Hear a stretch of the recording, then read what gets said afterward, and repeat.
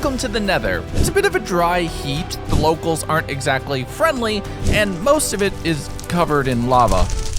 But this isn't the wasteland that you might be used to. I've added a ton of mods to make this a whole new adventure. Oh, why do I hear boss music? Why do I hear boss music? And you spawn here, and there's no way out. And a new 100 Days adventure means a brand new merch design. See you in hell. There's a new t-shirt, mug, and a new candle in collaboration with Kijo's Market. Check out the link down there to go. Can you not? I'm having a moment here. So let's see if we can conquer hell. Welcome back to the multiverse, everyone. Day 1. And I spawned into the Nether with a fortress right in front of me, which would make a speedrunner blush, but this is way too dangerous to do right away. There's a tree nearby, which I was thankfully able to harvest all of the fruit from and grab the logs, so I had a source of wood, which would be a little bit easier to allow me to make a pickaxe, start harvesting up some netherrack, but that's really as far as I can go. I jumped into the fortress for a second, thinking maybe I could find a quick chest for a cheeky upgrade, but was quickly reminded about the danger. On second thought, maybe we leave. Yeah, let's leave. Oh, what? Oh, this hurts me.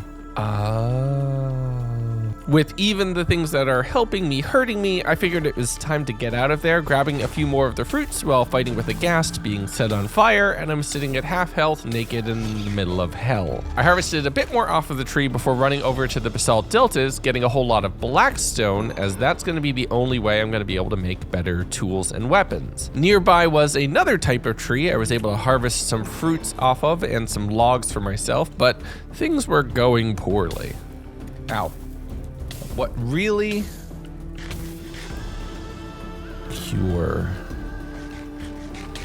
I know what cure does, but it doesn't give me saturation. Making sure to give the piglins ample room so they wouldn't start chasing since I wasn't wearing their team jersey, I grabbed a few more of the fruits that hurt but felt so good and harvested up a little bit of gold to be able to make myself a pair of golden boots, so now I was on the do not attack on sight list. I grabbed a few of the mushrooms that I saw sitting around for a slightly less painful food source, bridging my way through the Nether and seeing some interesting new characters waiting for me. What are you? Okay, maybe this isn't a place to be. What?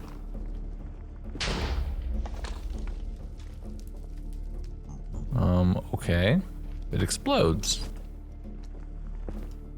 Okay, it sometimes explodes. Heading off into the Soul Sand Valley, I found some new fruits growing off of bones, which is in no way concerning. Night vision. Oh, ow. I got flashbanged. But once my eyes had no longer been flashbanged, I continued running off into the Crimson Forest, seeing a bastion buried into the wall and some fruit sitting on top of another plant that once again hurt me. This one, however, was a much more traditional food that would actually cure saturation. As the day rolled over, I finished collecting a little bit of crimson wood, looking down into the bastion here to see if there's any treasures easily accessible. I'm using netherrack to just block off the stairs, trapping everybody in a small confined space and then stabbing them in the eye sockets. But I gotta be careful. A lot of these mobs have weapons that give them extended reach, including through blocks, and it also doubles their attack power, so I have to be very, very careful. I'm a one-shot kill. But I dug down into the bastion chest and my perseverance was rewarded. Oh, yes. With a little bit of iron, I can now upgrade my tools, finally getting something that is pretty useful, killing a few mobs that were around here, and picking up a shroom hat, which I didn't know at the time, but it's amazing. I look fabulous. Oh, this is awesome. I finished clearing out the piglins to access the chests on the other side, getting some golden carrots for food and some enchanted swords that would come in handy later. The Soul Seed book was also nice, so I made sure to pocket that, heading off the bastion, digging through a small ravine right here, ending up digging my way into a spawner, and inside was the best loot I'd found yet.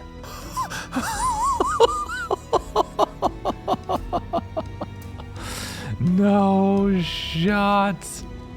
And some redstone too, which is honestly really big because there's no way to get that.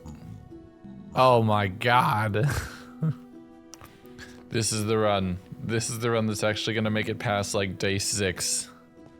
Oh yeah, I've had a very bad time so far. Now, I don't have a death montage this time around, but yeah, I'm definitely making the packs harder on myself as I head to the 2,000 day mark in my multiversal adventure. Is that a cow? That's 2 cows. Moo cows. Wait, mushrooms, like nether mushroom. But I am always gonna give myself an out. Marking the location for the cows, it rolled over to day 3, where now I'm stuck on top of a crimson forest and I need to work my way around here to see what I can find. That's a lot of gold.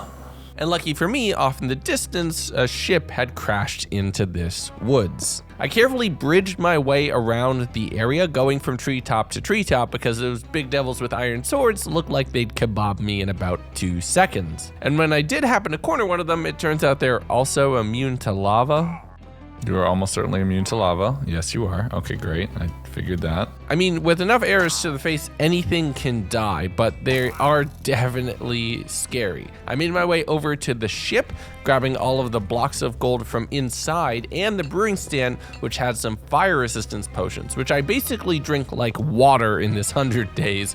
Expect to almost always see those little particle swoopies around my face. There's more gold downstairs, but the front of the ship was cut off, which made me think that I had missed out on the best loot, and I'd have to keep my eyes open for another opportunity to loot one of these ships later. But I had more than I could carry right now, so I dumped a whole bunch of things in the chest here, and then I was looking around here in the Crimson Woods to try to see if I could find a few hoglins and try to find a source of leather. What I ended up doing was actually trapping a piglin and doing some bartering with them, as leather is on the barter table, and usually it's trash, but it was kind of essential for what I wanted to do next. Making a chest, I was then able to convert that into a backpack and immediately upgrade that to a gold version through 2 different tiers, investing a lot of materials into it, but getting a significant amount of storage space that I could carry with me wherever I went. And given how many things I'm gonna need to carry around, this is the only way I'm gonna actually survive this 100 days.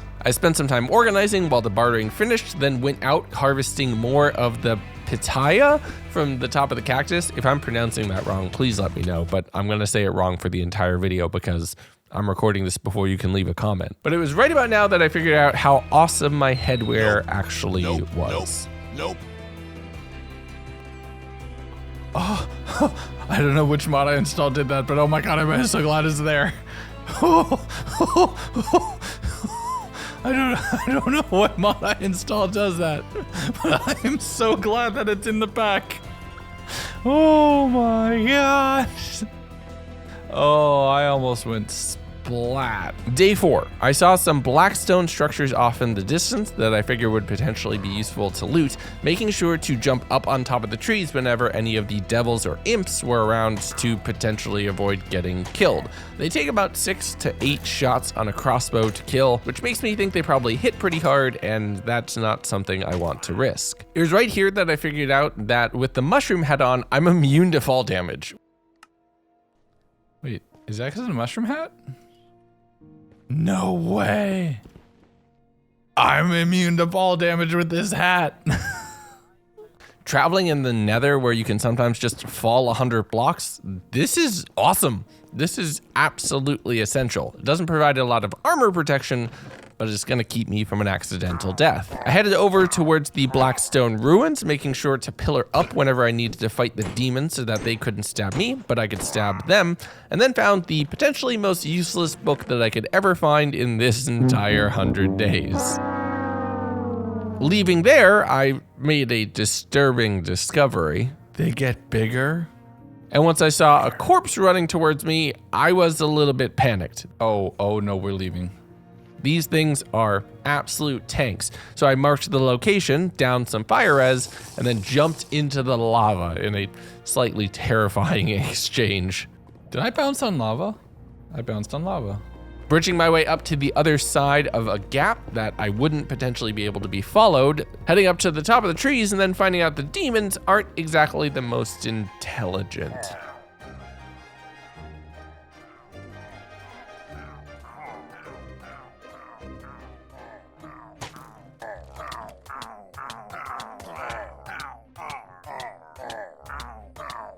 And running through the woods here, it turned out I was heading to the back of another Nether fortress, digging into the central fortress structure at the back up here, which is great. I don't need to worry about any of the bridges, and I can make all of the doors only too tall so the wither skeletons can't get to me. And this is where there's a lot of loot. So I spent time looting all of the chests, getting a bunch of gold, diamonds, some iron, but I know the most important stuff is down in the lower areas. When I went down those stairs, however, there was a bunch of purple bricks just blocking it off, and it turns out this is multiple structures intersected with each other. That didn't stop me from going and looting some of the other corridors, however, getting some blaze powder, both from stray blazes as well as just sitting around, a whole bunch of coal, so I'll be able to cook food if I ever find something that actually cooks. And I found out that pitaya fruit actually cures you from the wither effect, which is really a lifesaver if you think about it, as that lingering damage is what makes withers so dangerous. By now, I had found enough diamonds that I was able to make myself a diamond pickaxe, grabbing all of the nether wart that I can, and seeing that the fortress also intersected with this mine shaft, a netherified version,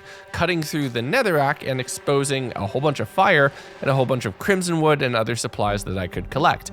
There's also minecart chests that had overworld loot in addition to stuff that you would see here in the nether. So collecting this can allow me to find things that I can't find anywhere else in this dimension. I was still down there into day 6, kind of lost, I'm gonna be honest, when I eventually made my way back into the lower levels of the fortress, which I was able to keep looting around. And I love this version of the fortress. There's all sorts of little puzzles and doors that can activate. The diamonds and iron are nice, but the redstone components are actually extremely valuable because I have no ability to get smooth stone. But with all of the basement looted, I headed up to the roof of the main fortress, which is the main place you're gonna find a few pieces of armor that could potentially upgrade you, some flint and string, which is still useful, and my backpack is overflowing at this point, so I'm gonna need to find a place to put down roots, or else I'm gonna run out of stuff. I finished grabbing all of the gunpowder, coal, and other supplies from the top here, making sure to give the skeletons a lot of space, as just a few hits take me down to 3 hearts, which is very nerve-wracking.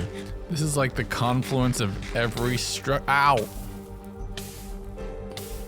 I was having a moment. I really hope this helmet works. Oh, this is so powerful. This is like every structure in the game right here. That spire I really need to go check out.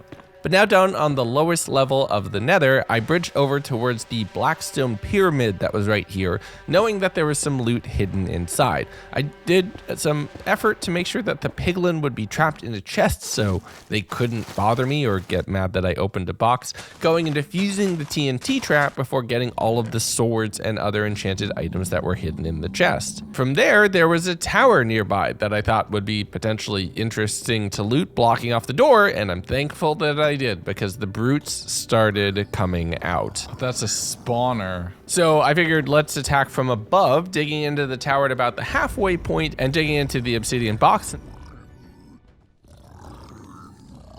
I mean, this is not how we normally run this joke, but okay. And then breaking the spawner hidden inside, getting back down to the base level, and clearing out all of the brutes that had still been spawned. From here, I was able to grab all of the gold and loot from in here, and there was a lot of it. All right, let's see what a bunch of brutes were guarding. Okay. But heading up to the chest on the top of the tower is where the real treasure resided. Oh, yes. That's a netherite ingot. It might not be balanced, but it definitely works. All right, we're overwhelming a backpack at this point. We need to figure out a place to rest our head. What's that? So I'm gonna need to put down roots. My backpack is full, my pockets are full, and I have way too much stuff, but I wanna make sure that it looks good. So I grabbed all of the basalt blocks from around here, including the ones with the nice gold accent, a bunch of the red nether brick, and then just ran off, heading off to another location, finding more mobs down and around the corner and more chests that I needed to loot along the way. But I ended up digging around and having to loop back through a nearby soul sand valley, finding a rather ominous looking structure waiting within. Yo. Okay, that looks intense. The problem, my pack is full. I have nothing.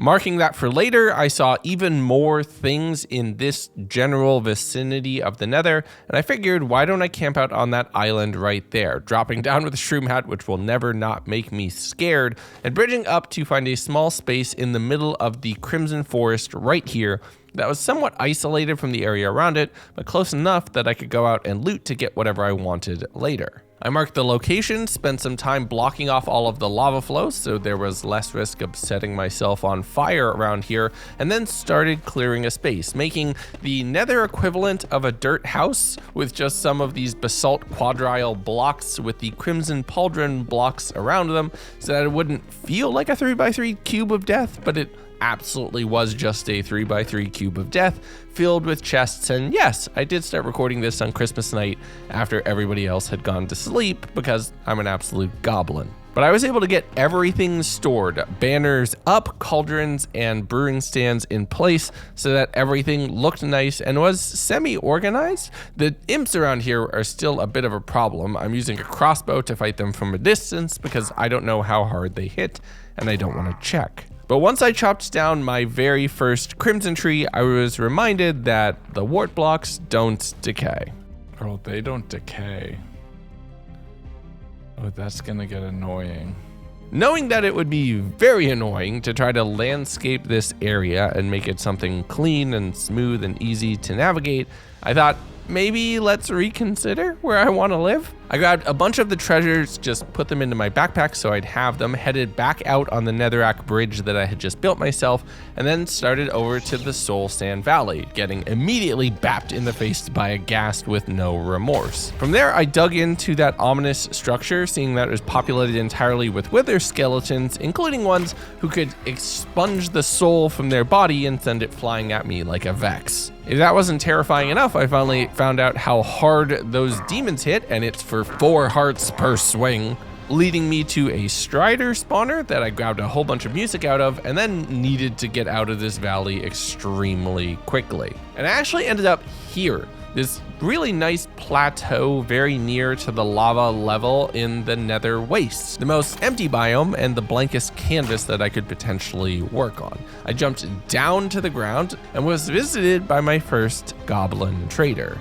Well, hey, little buddy. What you got going on here? You sell totems.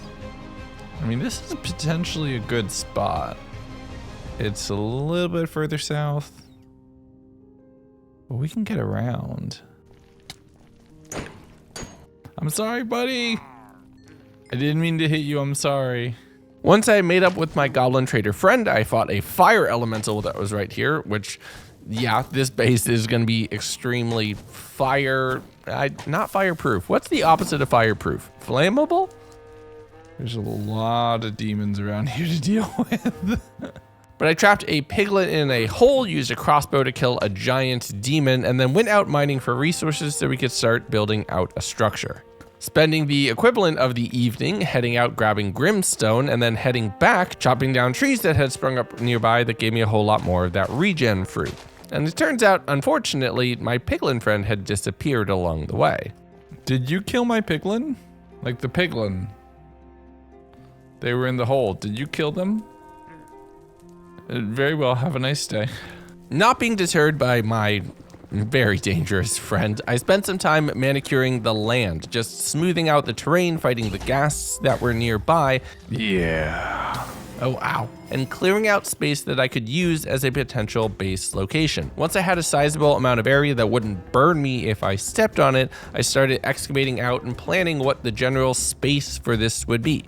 It's just gonna start as a square because that's how all good bases start. But I wanna plan ahead with a nice tower off of the corner that I could set up and potentially use as a vantage point, considering I'm almost always gonna be surrounded by mobs. Placing down some of those trees with the cactus fruit on them allows me to make the space feel a little bit more homey, even if it's still hell. And now I think the base location is set. The next morning, I made myself a shovel while doing a little bit of bartering with the piglins that happened to stumble across my lawn and dealing with the constant threat of ghast throwing dynamite at me without warning. I started digging a staircase up towards the soul sand valley that was right here close to my home, making it all nice and neat and clean, getting the ores out of the soul sand as well, before realizing that there was a perfectly nice natural incline that looked just like a staircase right next to it. So I went and I harvested up a whole bunch of soul sand, excavating out a patch of netherrack and replacing that with dirt to grow the one crop that I possibly can here in the nether, a whole bunch of netherwort. But I wanted to go back and get all of the stuff that I had left behind, so I headed off to the lava and started bridging out, finding myself a ride. Here we go. I rode on that strider all the way around, finding and marking a bastion along the way, getting to where the fortress was digging down into the lava, and then heading over to the Crimson Island that's on top of a little plateau where I could park the strider and then work on bridging up to the actual space where all of my stuff was. I went across the existing bridges and then just started demolishing the place, banking and boxing down everything that I had left behind here, leaving a few swords behind that were low quality enchants compared to other things, and then demolishing the house brick by brick, leaving absolutely no trace except a small square of netherrack on the ground. I jumped down to the strider and then rode them all the way back towards the house, finding and making a little pen to keep them in so that I'd be able to just use that since my saddle was now permanently attached to them. Dropping off all of the supplies in the chests here at the house, trying to keep things organized even though I know I'm going to have a lot of loot to dig through, so it's going to get bad pretty quick. I planted all of the netherwort as well as a few accent pieces of crimson stem just to make it look nice, and made myself a very nice door with trapdoors and a proper door to fill the 3x3 space. From there, I started on blackstone walls with a little bit of gilded blackstone here and there, and the chiseled in the center of each wall, with the corners and the quadriles directly above that, marking off where I would transition from floor to floor. Since I didn't have a lot of blocks right now, I just used gravel to block up the existing things to hold it in because I don't have dirt to make a dirt house, so this is the closest I can get, and putting down some nice grimstone bricks for the floor here. And with everything stored and organized, it is not pretty, not by a long shot, but it is just the beginning, and we are short on a lot of supplies that we're gonna have to go out and get. The best way to do that, or at least to start with that, is more piglin bartering. They all give blackstone. So I started bringing a whole bunch of new piglin friends over to a hole, throwing a whole bunch of money at them, and then just waiting, casually pushing more and more into the pit as they would throw supplies out at me in return. The whole time they're doing this, I'm fighting with those little imps that run around with all of their armor on, but now that I have what I need, I'm able to convert the blackstone into things like furnaces that I can actually cook things up, smelting the blackstone to get the basaltified version, and if I break any of the blackstone by hand, I get the cobbled version, which needs to be smelted back into the regular. So I need to be a little bit careful about how I build. I also need to be very careful about everything trying to kill me. No. I almost died. I need better armor so badly.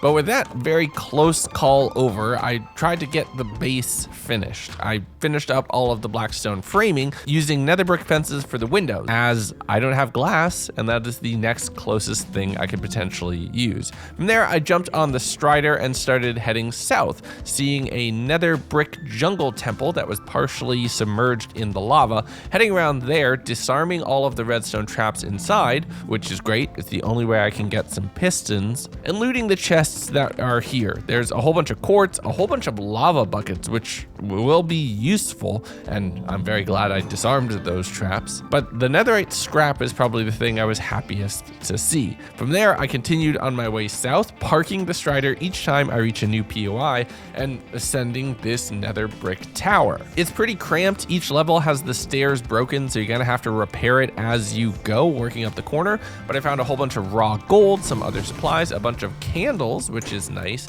but at the very top there is a single blaze guarding a chest in which was a waystone, which if I could find 2 of them would allow me to instantly warp from my base to wherever I put the other one, or between the two, which is awesome. We're gonna want that for sure. Continuing south even further, I made my way to a ship that was filled with wither skeletons, being extremely careful to box myself up that I'm standing on the blackstone and then immediately falling into the lava and having to down a fire resistance. But I fought through all of the wither skeletons, and this ship had its front, which I was very excited about.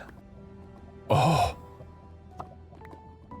Feather falling 4, fire protection 4, soul speed 3, netherite boots.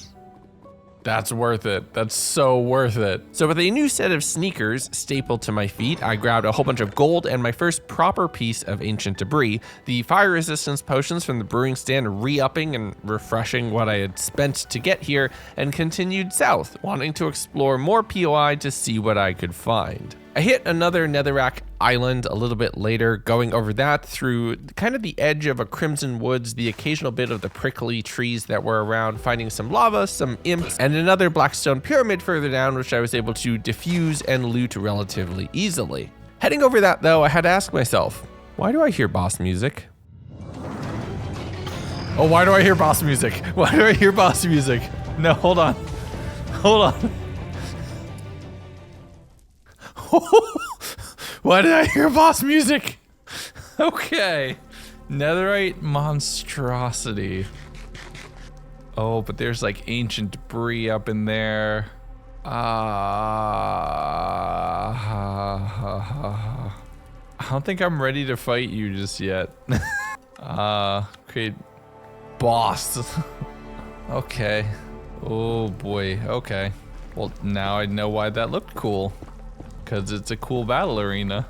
Not knowing if I can safely take on that boss just yet, there was this other blackstone structure right here that seemed to be full of a bunch of piglin brutes and blazes. So yeah, why don't I try taking them on? At least I can block them in, getting all of the gold inside and seeing another one of those towers just across the way. And it makes me think, oh, this is probably quite a bit of loot here. So these towers are loot machines. I just got a bunch of pieces of diamond armor, but another backpack is gonna allow me to carry so much more, and it doubles my looting capacity, more so when I can eventually upgrade it. I fought my way into a third of those towers, dealing with a few piglins that were just chilling around, grabbing all the gold blocks, and edging my way into the Soul Forge area to pick up a piece of ancient debris and a few anvils that were just sitting there on the edge. And the monstrosity did not like that.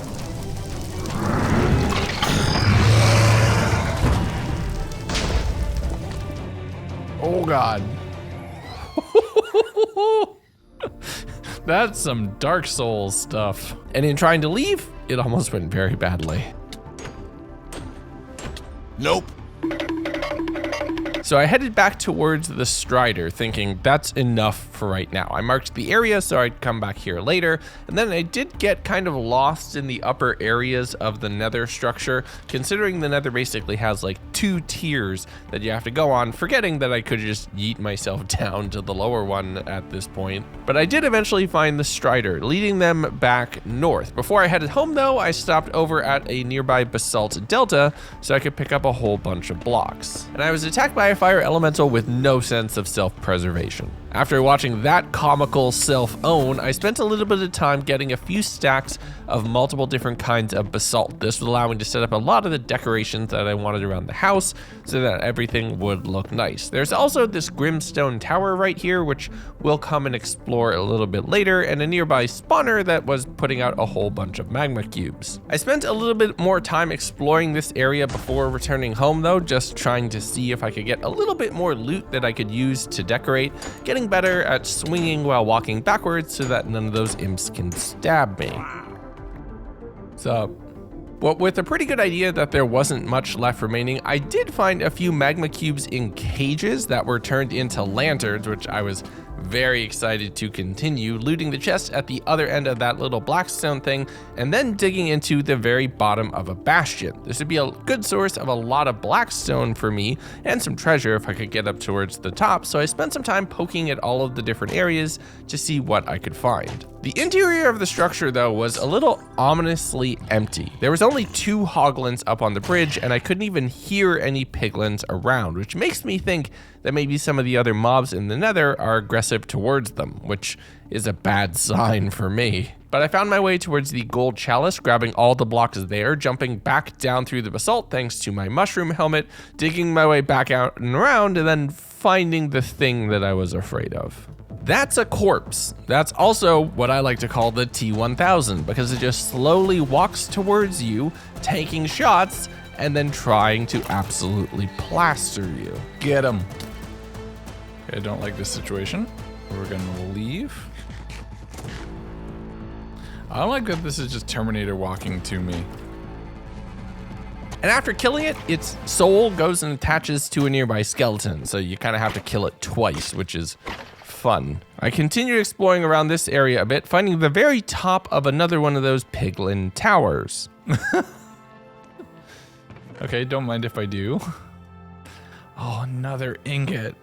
I spent a whole bunch of time grabbing more blocks that I could use to decorate my house, building out a second floor, considering I had used everything I had on the first, jumped down to my strider, and then finally started heading north. Yeah, I might have been a little greedy here, but you know what? I got everything I wanted.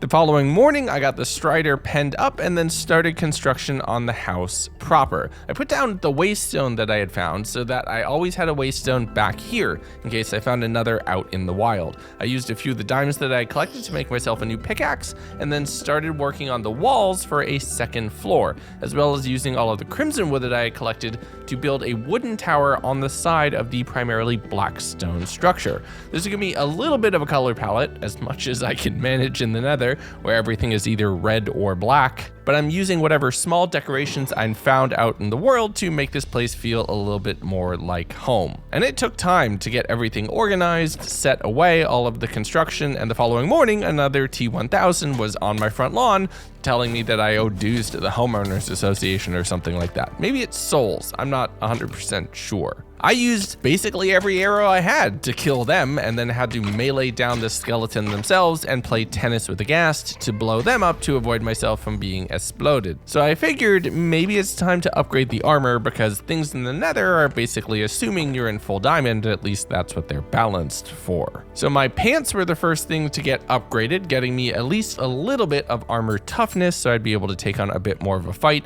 jumping on my strider and then heading out to the Crimson Forest to chop down a whole bunch more wood so that I'd be able to use that to continue expanding out the tower. And you can see the difference. That imp was doing half the damage that they were previously, so upgrading my armor was the right call. Unfortunately, my ride had kind of walked away, so I just had to stand at the very edge of the lava and just wave the fishing rod around until they eventually learned that, oh yeah, that's right, I'm supposed to follow that, getting me home just as the day ended. And as soon as I got back home, I got back to work. I'm primarily working on the base right now, putting a lot of basalt down around the tower to make it feel a little bit more integrated, and then starting building the second floor. And that's gonna come in handy because a lot of the things around here are trying to set me on fire, including the fire elementals that are just chilling around the base, and when I forgot to light up the inside, the magma cubes that are spawning inside the place. Come on, it's the Nether, so of course it's gonna be dangerous. I'm using a lot of crimson fence gates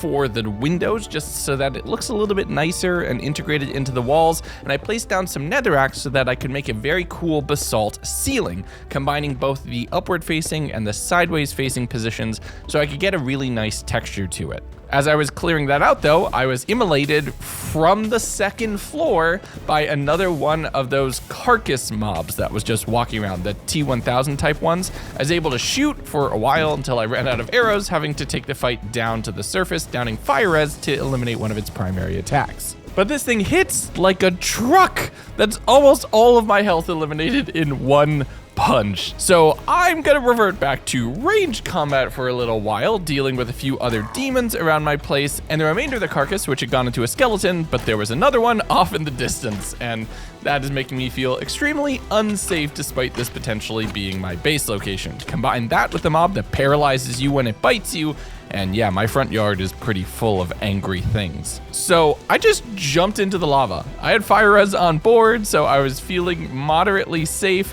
I even downed the god apple so that I could go through this fight, clearing everything out in front of my place, because the last thing I want to do is die 20 days in. Was that a waste? Maybe. Overkill? Maybe. But dying and having to restart? that would have been even worse. With that harrowing adventure behind me, I took a little bit more time to finish the basalt roof of all of the tower, doing the same kind of textured pattern, organizing all of the blocks and dropping everything away, making some chests on the second floor and moving all of my potion ingredients up to there so I could have a nice brewing station on an elevated platform. I did a little bit of final detail work on the roof of the building, completing a section around the tower to make sure it's enclosed, and when I went to go work on some fences, another corpse was walking up and a ghast is shooting explosives at me. This is not my day. So I figured, let's leave. Let's head out for a little bit, let the mobs cool down. I grabbed a diamond helmet from one of the chests, did some additional brewing of some fire res and regeneration potions, and thought, let's just get out of here for right now. I jumped on the trees, jumped down to where my strider was, and started running south. I was also very low on food. That one pork chop in my hotbar, yeah, that's it. That's all I have. So I spent some time in the Crimson Woods to the south, harvesting more pitaya from the top of the cactus and breaking the stems because there has to be some way to convert this into a replantable crop. There were fire elementals here as well, but it wasn't as bad, probably something to do with local difficulty, and I could just pillar up to deal with a mob or run away if I didn't feel like it. But after getting myself over half a stack of food, I kept riding and then thought, why don't I go try exploring some structures to see if I could get myself some upgraded loot. Now I'm going to put a warning on screen whenever I'm at one of these sorrow spires because it has some mob noises that can be a little upsetting for some. So if you see that little crying face in the corner, mute your sound or just use the closed captions for a little while. But since I'm immune to fall damage, I thought let's approach this thing top down, right?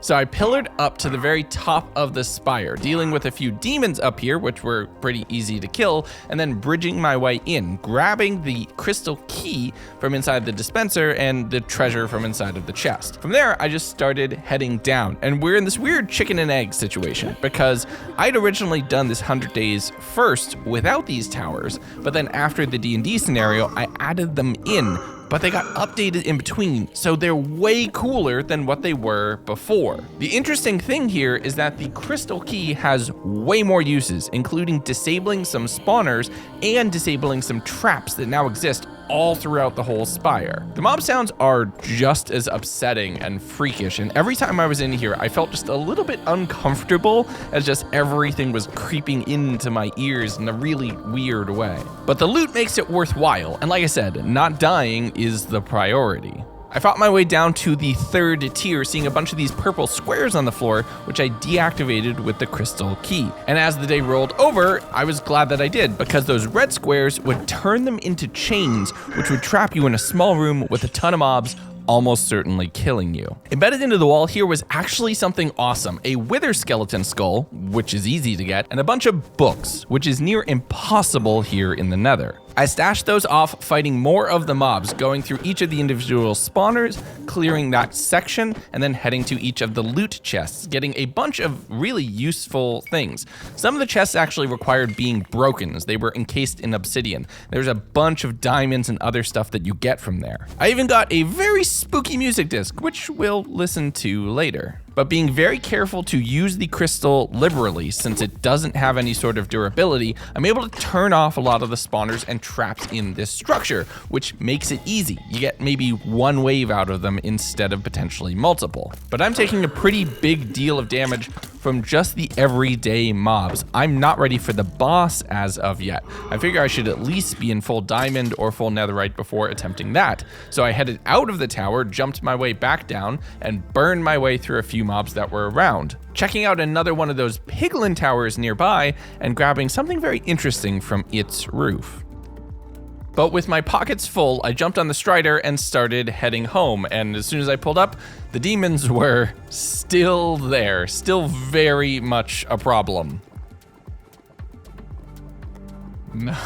Okay, what do I do here? So I thought, let's leave. Sailing through multiple moors, standing on the lava right next to my house, I headed out just to another spot in the Nether. I'm primarily looking for some piglin friends right now because I have a ton of gold in my pocket and not enough arrows, and I know I can convert one into the other with a little bit of capitalism. The first piglin I found was a child, so I buried them so they wouldn't be able to steal any money, accidentally digging down into a strider spawner. That was funny. Wait. You know what? They're fine. But the only thing I seemed to be finding was ghasts, and they were very happy to be throwing explosives in my direction and weren't willing to give me any arrows. As I was playing that ping pong game and fighting around, I did see a ship in the distance, and it once again had the front of it cut off, but all of the gold blocks and the potions inside are still extremely valuable. And I made sure to grab a lot more of the papaya fruits from around here so that I would have a sustainable food source, including those artichokes, which are just amazing S-tier foods. But once I started to find a few piglin friends in a couple different locations, I made 2 different holes with them trapped in, throwing a bunch of gold at them and trading for a lot of supplies. Now, it was almost exclusively the potioneers, meaning I was getting some stuff that you wouldn't normally get from piglin trades, including strength potions. But that also meant that some of the things that you normally get from the trades weren't on their loot table. It's 2 distinct ones. Take a quick peek at the backpack here and you'll see everything that I got. A lot of it is really good, but it's only 1 stack of arrows, and I'm not sure if that's going to be enough. But it kind of had to be because I was several days out at this point and I really needed to head home to refine my gear and dump off everything that I had been collecting. So I rode back on the Strider and then loaded things up to my crossbow and took pot shots from a significant distance away, taking out all of the corpses. There was only 1 remaining by the time I had my feet back on solid ground, and I was able to kite them around the lava lake in my front yard, shooting them without taking any more hits and therefore saving myself from a potential painful death. Once I was inside and had cleared the imps out of my 2nd floor, I did find out that last corpse had dropped a pretty interesting sword.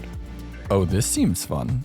I went around and attacked the imp from the outside just so I wouldn't risk popping one of the zombie piglins in here and aggravating the entire neighborhood, pushing them out of the walls and then closing up the holes behind them to maintain an interior space. My home is my castle and only my castle. But I spent some time just organizing inventory, dropping a whole bunch of things off, and getting the magma lights upstairs, hoping that they would be bright enough to prevent mobs spawning on the 2nd floor. With that, I used a lot of the blocks to just start on decor and decoration, you know, make this hell feel like home before I was once again set on fire from a corpse from outside. The following morning, I collected experience from my most recent kill and figured out how the dash worked on this sword. Wait a second. Ooh. That's a fun little ability.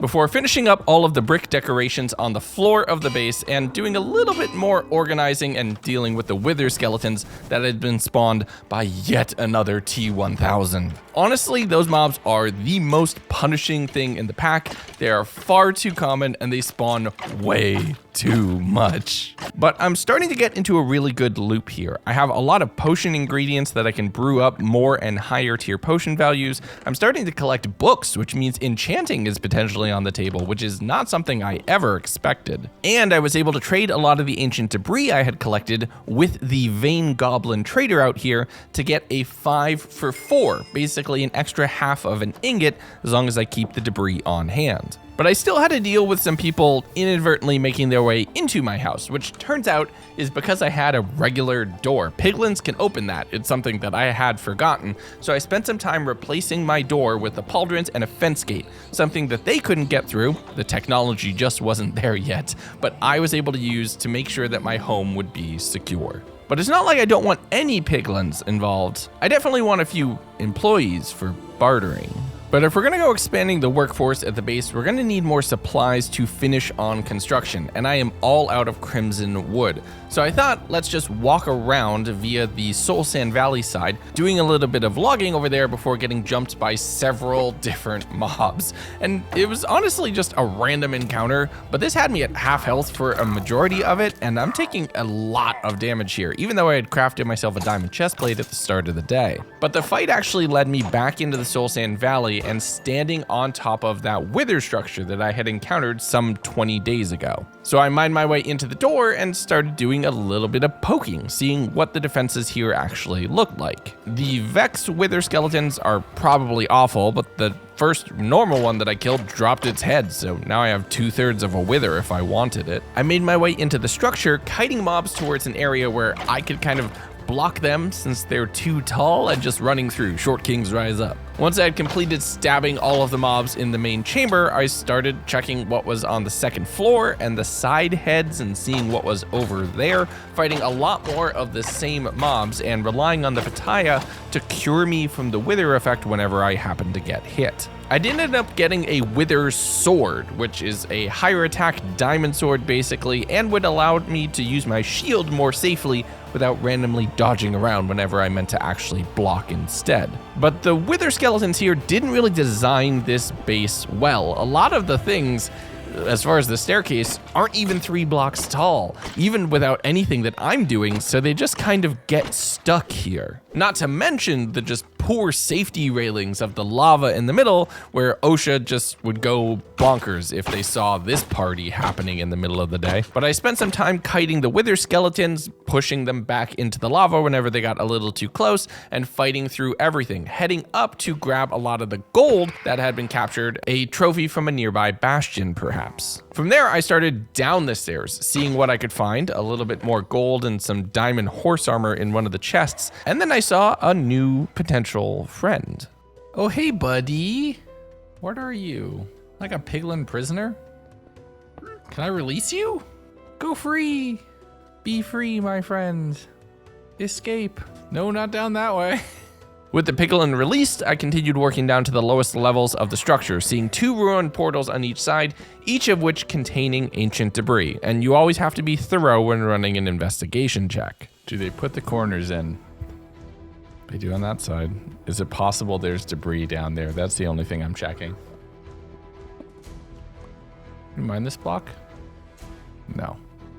They might have standards. I respect it. But when I had cleared the whole structure, a vein goblin arrived, offering me the same debris for scrap trade, and I'm definitely taking the profit. I did see some blocks that had wither skeletons on them, and at this point I had 4. So I'm thinking maybe it's some sort of key lock? So I started placing them on the walls, but that didn't work. I think it's just random textures and I'm overthinking it. But on my way out of the structure, I wanted to make sure that piglin that I had found was gonna be okay. What are you doing, my friend? Get out of here. Come on. Escape. Do you barter? Do you have anything? You do. Wait. Wait. You like a friend now? Wait. Wait. Did I just pick up an employee? Oh no, come on. Come on, you're coming with me. Come on. You can do it. Come on out. Let's go. Let's go home. But as I headed out of the structure, I had a few straggler mobs from around, and disaster struck. Oh no, my helmet. Thankfully, I have a spare. You see, always carry a backup. Always be prepared. But I'm making my way back, and while my new helmet keeps me immune from fall damage, my piglin friend is not. So I have to be very careful about how I'm getting down, digging a tunnel, making a little bit of a pillar for them to hopefully potentially drop down onto, but we are being accosted by mobs from all sides, and my new friend wanted to protect me. Oh my.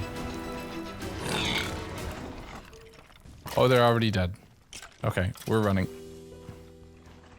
With my piglin bodyguard giving his life, there's no way I was letting these mobs take me down. The fight was brutal, it drug on for the rest of the day, but I was finally able to clear my front yard once again. And I wasn't the only one celebrating. I had some new neighbors on the roof.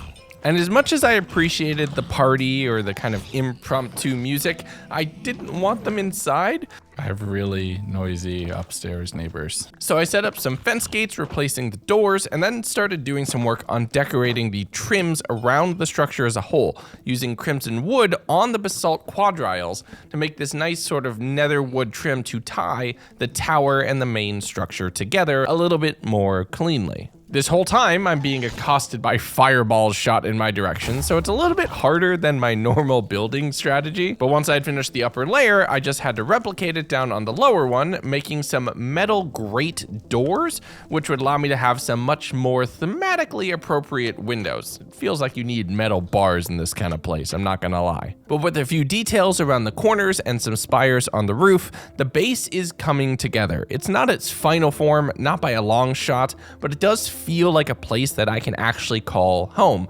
And I'm so used to taking over a structure in this world whenever I do 100 days, building something from scratch was a nice change of pace, and it felt good to have something that I fully made in this adventure. But the main structure wouldn't be all I was building. I went out to start building some cubicles for my employees so that I could set up some bartering outside, since I don't want them in the house because they'd most likely try to stab me in between shifts. But as I was finishing that up, I was made another trade offer. Hi. Give me a totem. Thanks.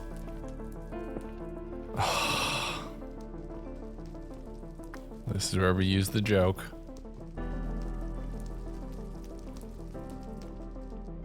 I finished building those cubicles the following day, getting all the roofs in place, and then started leading a few prospective employees over.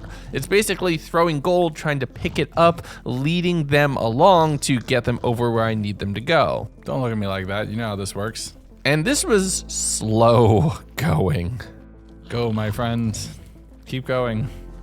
And in better, I'm thinking employee is a bit of a very strong word. Let's be a little bit more accurate. But just as I was getting everything set up and in place, I misclicked. No. Dang it. I was doing so well. One misclick.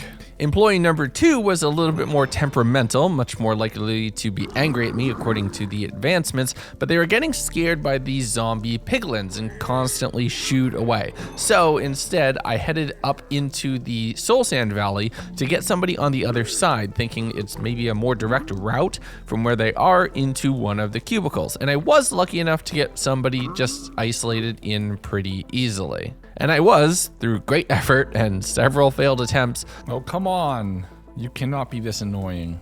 finally able to get my first intern locked in their cubicle. But with the mystery of non-aggression not really sorted, not yet at least, I threw the name tag on so that they would stay secure, combined a few pairs of boots to get some soul speed 3, and I am once again starving to death. So I jumped over out onto the Strider and headed south, heading to another one of the Crimson Forests, parking and marking the Strider location right on the edge of the lava, and I'm running around grabbing a whole lot more pitaya. I did at this point figure out the crafting recipe for a regrowable version of that, so I'm grabbing all of the stems as well, finding a ship that was partially buried in the netherrack right here. I went through the customary looting of everything inside, finding some golden sticks and another piglin divinity gem in the front, which I don't know what I can craft with that just yet, but it definitely seems nice. Anything with divinity is probably useful. And right here is where I actually learned how to grow the pitaya and figure out how to actually make everything work. So now the gems have a reason to be collected. I just wish a tool made it faster, but it doesn't seem like anything works. It's just slow and a little bit tedious, but honestly worthwhile. As I was doing that though, I found my way into a little bit of an alcove and found a piglin manor, surrounded by all sorts of piglins that at the moment weren't immediately aggressive towards me, but some of them had some really cool stuff, either these hoglin skulls that they were wearing as backpacks or a really, really cool looking horse. We're friendly, right? We're cool. I still don't know why we're cool, because I'm not carrying. Oh. Gold backpack. As I had figured out that it was the gold backpack that I was wearing, somebody had really gone through the detail of the backpack counting as a piece of gold equipment, that they weren't attacking because of that. That didn't stop the demons that were around here from fighting me, but I did see just a horse walk around the house with its rider dead somehow. I don't know what had happened to it, but I now know that I wanted a horse. Oh, I need a horse.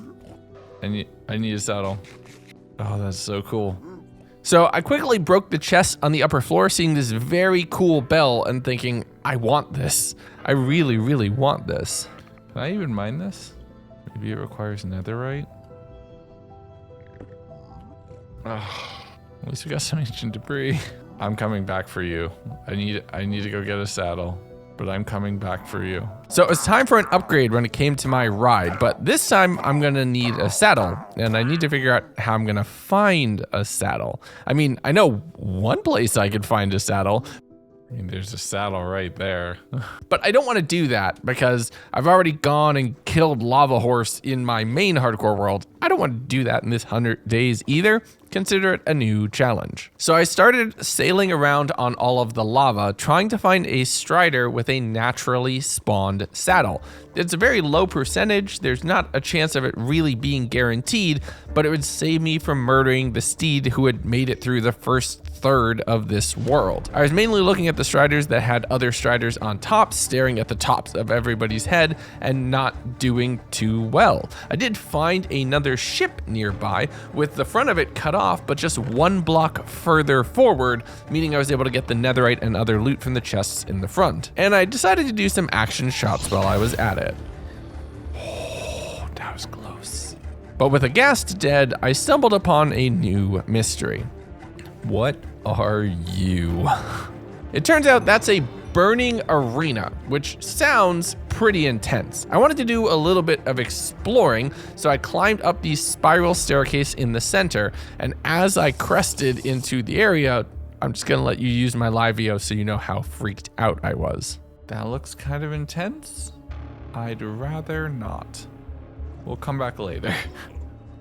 So with self-preservation kicking in here, I returned to my strider kind of investigation, trying to find one with a saddle that I could eliminate to acquire a saddle for my new horse. I found another nether brick tower, the ones with the gold inside, and a waystone at the very top with a whole bunch of diamonds too. This one was doubly juicy to loot. And as I headed out from there, I got some other advancements, making real progress in this world. But another place that I can find saddles is inside bastion treasure chests, specifically the ones in the stables bastions, which isn't this kind. This is a treasure, but I'm thinking maybe in some of the higher chests in the ramparts, I have a shot. So I started going up there, having to deal with my ride, climbing up the lava on the side of the bastion and falling and hurting themselves a little bit.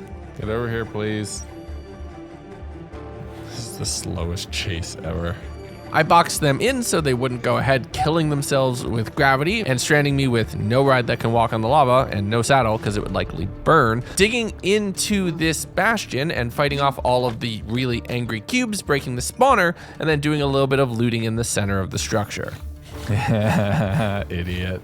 Inside the central chest was an ingot, an ancient debris, and a diamond sword with enchants on it. So that was definitely worthwhile. I spent some time getting all of the gold blocks, bridging and kind of going around trying to get the outer chests in the outer lower ring. Now, normally, if you have fire res on board, you can just jump into the lava to avoid the piglins when they get mad at you. But the piglins that are here, the potioneers, give fire res to the other mobs. So the good news is they still get slowed in the lava, and if you have more reach, you can take them out, or if you pillar up and are smart, you can take them out, or you could just leave because you kind of looted all of the chests that were already available. But with that done, I dug up and into the rampart section, getting the treasure chests on both sides. First the double chest, picking up a Soul Speed 2 book. Nice, I guess. And then on the other side, getting a lot of golden carrots, which is really useful because I need a much more viable food source. I did run out of my fire res just kind of as I hit the lava, so I had to down another potion, riding on the strider, seeing a few more spots where those Blackstone towers were, marking that on the map the following morning, and then realizing that I was up on the northern end of where I needed to go to access my home.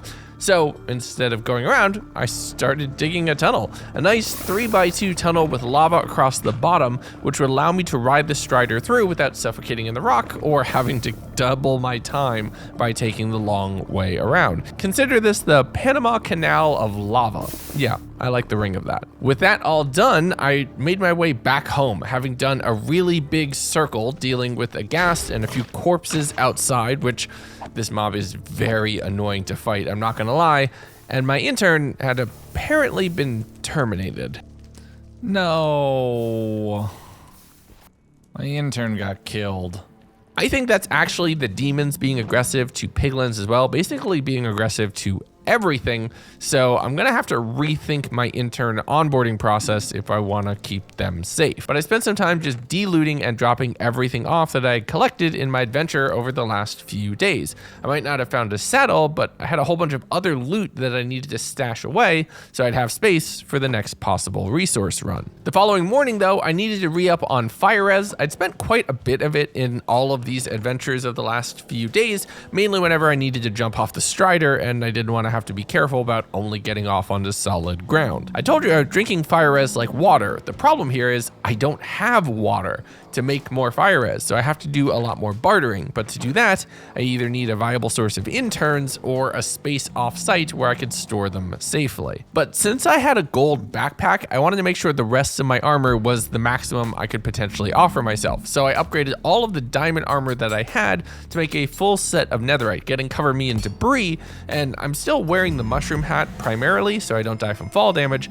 but I can switch into the netherite whenever I'm gonna get into a fight. From there, I made myself a diamond pick and shovel, upgrading the pick to netherite so I'd be able to do more mining, and then planted all of the pitaya, and this stuff grows fast, insanely fast. Another goblin showed up, so I used that for the netherite scrap trade and then jumped on my strider, taking the very slow walk over the surface to return back to the lava to the south of my home. I wasn't already leaving. I would definitely be leaving. That's a big boy. And I don't know what you do. You stay right there, you chill. Oh, and the bitey ones are there. That's so many mobs right outside my house. Now my ride isn't doing well, and if I was a less scrupulous person, I just call it quits, get the saddle, and find my way over to that wither skeleton horse. But I'm committed. I want to stick with this. I parked my strider here, seeing another bastion, and this is the stables variant. So there's a very high likelihood of finding a saddle in any of the treasure chests in here. It's also the one that is the most kind of broken up and easiest to fall through and around, one of the hardest to loot, or at least most annoying to loot in my opinion. I was able to work my way around, seeing only a few piglins, but that's probably because there was a few different demons around here and the two of them had likely gotten into a scuffle. With no luck on the saddle, just some magma cream and one piece of ancient debris, I jumped back on the strider and headed out the following morning, finally hitting pay dirt. There you are. Come on, follow me. Follow me. Wait here. There's no risk of this going badly. And look, I still kept the original one. You can tell because they're in pain. So yes, I kept my good strider, the one who had actually gotten me through basically half of this adventure, and got rid of the one that I had just met.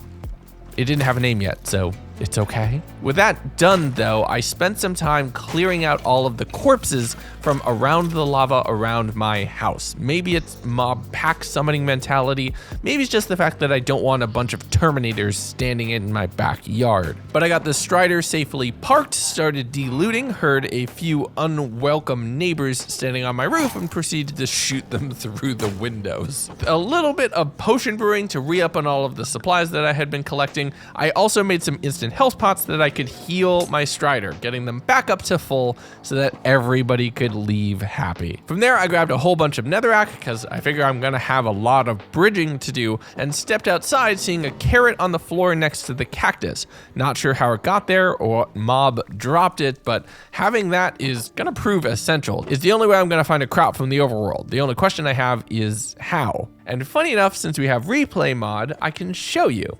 It was actually a goblin trader that died on the cactus and dropped a few. That's good to know.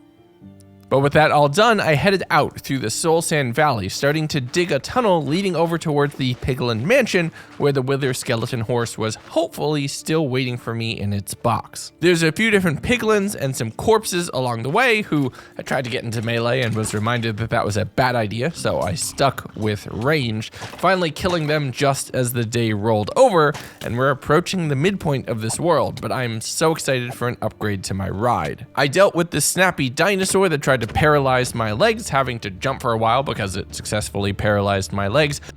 Oh, it's the stupid paralysis. Fighting a few demons before making my way to the Piglin Mansion and jumping on my brand new horse. Oh, they have ups. Oh, this is awesome. So now I had a new ride. The problem was gonna be getting them home. You see, a lot of the spots in the Nether are only 1 block wide, and riding on a horse requires 2 and 3 tall so that I won't be suffocating myself along the way.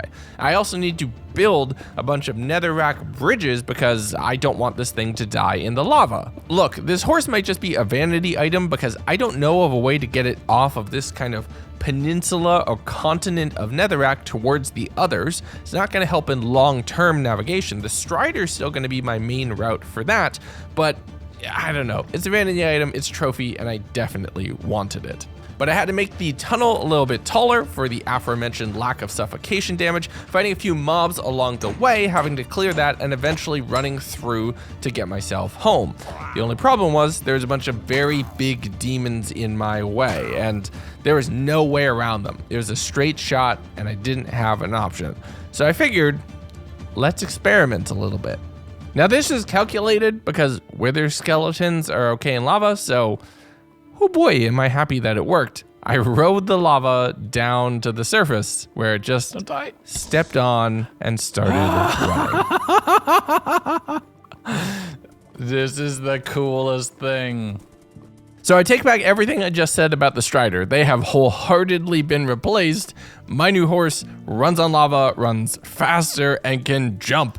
So it's just awesome. I made a little 4x4 black stone wall pen, putting the horse inside and really hoping that that would be enough that whatever other mobs were around here, since they seem to be aggressive to everything, would leave the horse alone. I would keep an eye around. I also made a point to fight everything that was around here right now so that all of it would be dead so that my horse should potentially be safe. But I wanted to take it out for a proper first test drive now that I knew they could run on the lava. And run is a really good term for it. Up and over little bridges of netherrack as well, where a Strider definitely struggles there. I covered a ton of distance, parking them in a little 2x2 hole and going off to some nether wastes south of my house. Considering that the intern that I had tried to hire inside my base got killed, I'm thinking maybe if I just have an off-site employment location,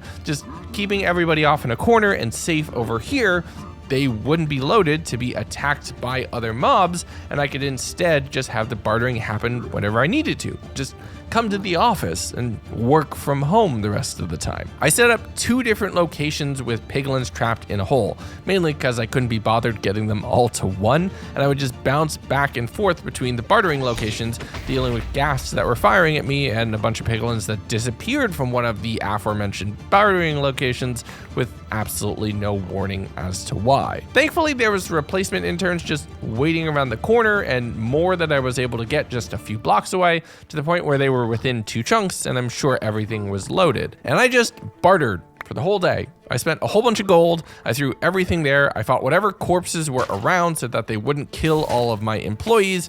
And I threw a bunch of gold and got a bunch of potions, supplies, essential materials, and other things that could be useful. Also, one of my bartering locations just kept getting emptied out. I still don't know why, even after looking at the ReplayMod footage. So I just stood at one location for a little while, working all the way into the following day. Because if I'm gonna have to do bartering off-site and standing here, I just want to get a lot so I don't have to keep coming back. Once I was done, I marked the location on the map, fighting 2 giant devils that had attacked me just as I left the area, heading back over towards my horse and sailing out on the lava to do a bit more exploring. And that's where I came across another Sorrow Spire. And the first one was really great on loot, so I'm thinking this is probably another one to adventure on, and the icon's up in the corner for those of you who are sensitive to these mob noises. This tower I actually entered into from the bottom. I already had the crystal, so I didn't need to go up to the top, and I knew how to disable the traps,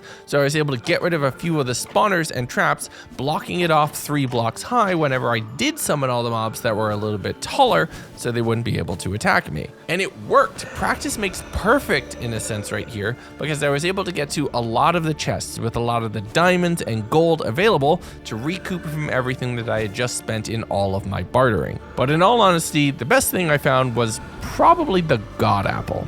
Oh, yes. I never thought I'd see you again, beautiful. You stay right there. The skeletons on the middle floor actually gave me a decent bit of trouble though. Enough of them were spawning that they were just constantly peppering arrows in my direction, not allowing me to get close enough to be able to actually break and disable the spawner. So I figured, let me take the long way around, dealing with the more modded mobs that have sounds that just send shivers down my spine, breaking all of their spawners. But as I'm going to make my way around to the skeleton, I'm turned into an intense pincushion. Just look at me, I am full of arrows. But I was lucky enough that one of the skeletons dropped a quiver, which I could use to secure a lot of my arrows, and I was finally able to make my way around on the long side, digging through the back of the wall, breaking the skeleton spawner, and then boxing that off to allowing the last few mobs just kind of fight off in that location. And my persistence? Well, it was rewarded. Yo. Another one. Another one. That's sick. Day 49, I fought up into the maze level, working my way around, meticulously blocking any of the corners so that mobs couldn't come around. The only thing that I really had to deal with actually attacking me outright was the skeletons. And since they all had tipped arrows, it was actually kind of annoying to deal with them.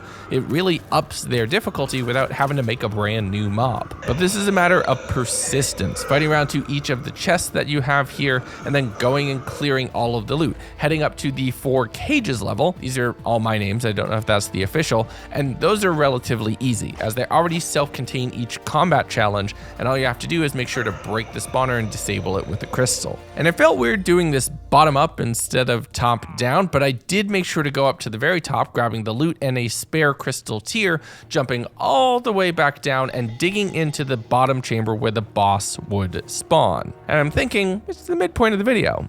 Let's give it a shot. Okay, in case this thing is awful, can I get out of here easy? Oh, yes, we can. Okay, good. Whew, okay. So I dug into the boss chamber from one of the walls, disabling the protection, and as soon as it spawned, things got hairy quick. One attack took me down to half health. Ow. That was half my health. Oh. I wasn't about to give up that easily, so I headed back in and just started peppering it with arrows. That thing really hurts. It's like dropping meteors on me. Oh, okay. But it was when it started damaging the horse as well. Look at that. It knocked off over 7 hearts of the horse in one attack. I don't want to risk that, so I went out and made a pen about 50 blocks out that I could pearl to and from, heading back over onto the lip and thinking, okay, it's attacks that are falling from above, so let's build a roof above my head to allow me to just snipe in and fight the whole thing. But then some sort of secondary attack came in, knocked out over half of my health, and no, that's when you quit. Nope, that thing terrifies me. We're leaving. We'll fight that thing as like the final boss. Oh, no. So no, the Sorrow Seal was not going to be our midpoint video boss. I thought maybe let's go find another one. I did remember the area down south in the Basalt Deltas with the Nether Fortress also around it that I had heard boss music at previously. Maybe this one was a little bit more show and a little bit less actual danger. Only one of them seems to have music and the one without is pretty deadly, so I made my way over the Nether fortress, getting a little bit of the loot there, bridging over to the top of one of the blackstone towers, getting a little bit of the loot there, and I'm realizing that this is just every structure in the game. And by every structure, I mean every structure, because there was others off in the distance that I had never even seen anywhere else in this world yet. But as I'm watching for those, I'm getting sniped by blazes. So there's quite a bit here, and all of it basically wants to kill me. But I thought, let's work with gravity, not against it. Digging into one of the blackstone towers, making sure to block off behind me, and starting to work my way down each individual layer. I'm breaking the spawner and looting the chests, and I am getting a whole bunch of treasure here. Oh, this is a good find. The next layer down was a bunch of gold blocks protected by hoglins, and this is one time that I didn't break the spawners. Food has been a big problem for me so far surviving in the Nether. Without the ability to grow anything, without any passive mobs, I can't just go keep punching cacti for the rest of this 100 days. I'm gonna need something renewable, and these spawners could potentially be it. Continuing on from there though, the next level was all piglin brutes, and they were guarding some pretty significant treasure. Oh my god. Yes, please. With my third god apple in my pocket, I'm feeling really good right now, so I continued working down. The chests underneath me were just packed with gold. There was blazes here too, but I can get blaze rods basically anywhere, so I did break these spawners. Continuing looting to the point where my backpack was 100% full, not a single slot empty. I worked my way down until the tower just kind of ended at the lava level. See, everybody makes floating structures, including mod developers. Digging my way out and through over to the top of the arena for the netherite monstrosity. From here, I grabbed one of the waystones that I had, plopped that down, and then warped back home because I have a lot of stuff I need to drop off. Oh, hi. Yeah, I have a bit to trade with you. Okay, let's start emptying stuff out. And I'm not gonna lie, organizing and dropping off all of the treasure, that took the rest of the day. And by rest of the day, I mean into the next day as well. Compressing a lot of things down into blocks is really the only way I could actually fit it all in the chests that I have without expanding storage greatly. I also spent some time brewing up a lot of potions and checking out some of the things that I collected, including some very divine arrows. Oh. But with everything dropped off and some ghasts blowing up my front door, I did want to upgrade my backpacks. I can do a lot in here, like increasing stack size, doubling what they can hold, increasing the size even further. And I basically have gold to burn, so making it up to 256 per slot, yes please. I also added a crafting grid. I found a way to add a furnace to this as well, so that I can cook up food while I'm out and on the go. This backpack is basically becoming an overall tool belt. And once I had auto smelting going up, I first had to make sure that it wasn't going to smelt the ancient debris because the goblin trade is far more efficient than actually cooking it one for one. And once I figured that out, I thought, you know what? Let's do this twice. Upgrading that skeleton backpack that I had gotten and setting that all the way up to gold, and then getting stack upgrades for that as well so that it can hold significantly more loot. When that was done, I'm in the mood of upgrades, so let's upgrade our armor. I finally figured out that those piglin divinity gems can be combined with a netherite ingot to upgrade netherite an additional tier, giving a lot more armor at the cost of a little bit of armor toughness, but I think the math works out in my favor. It's one of many different off netherite upgrade tiers that I could take in this mod pack, basically choosing which one I want to get, but since this is the one that I actually have on hand, it's probably the one I'd want to do. I also did some more upgrading with stack upgrades, I did a little bit of crafting investigation, and as the day rolled over, I was finally ready to potentially go and take on this boss.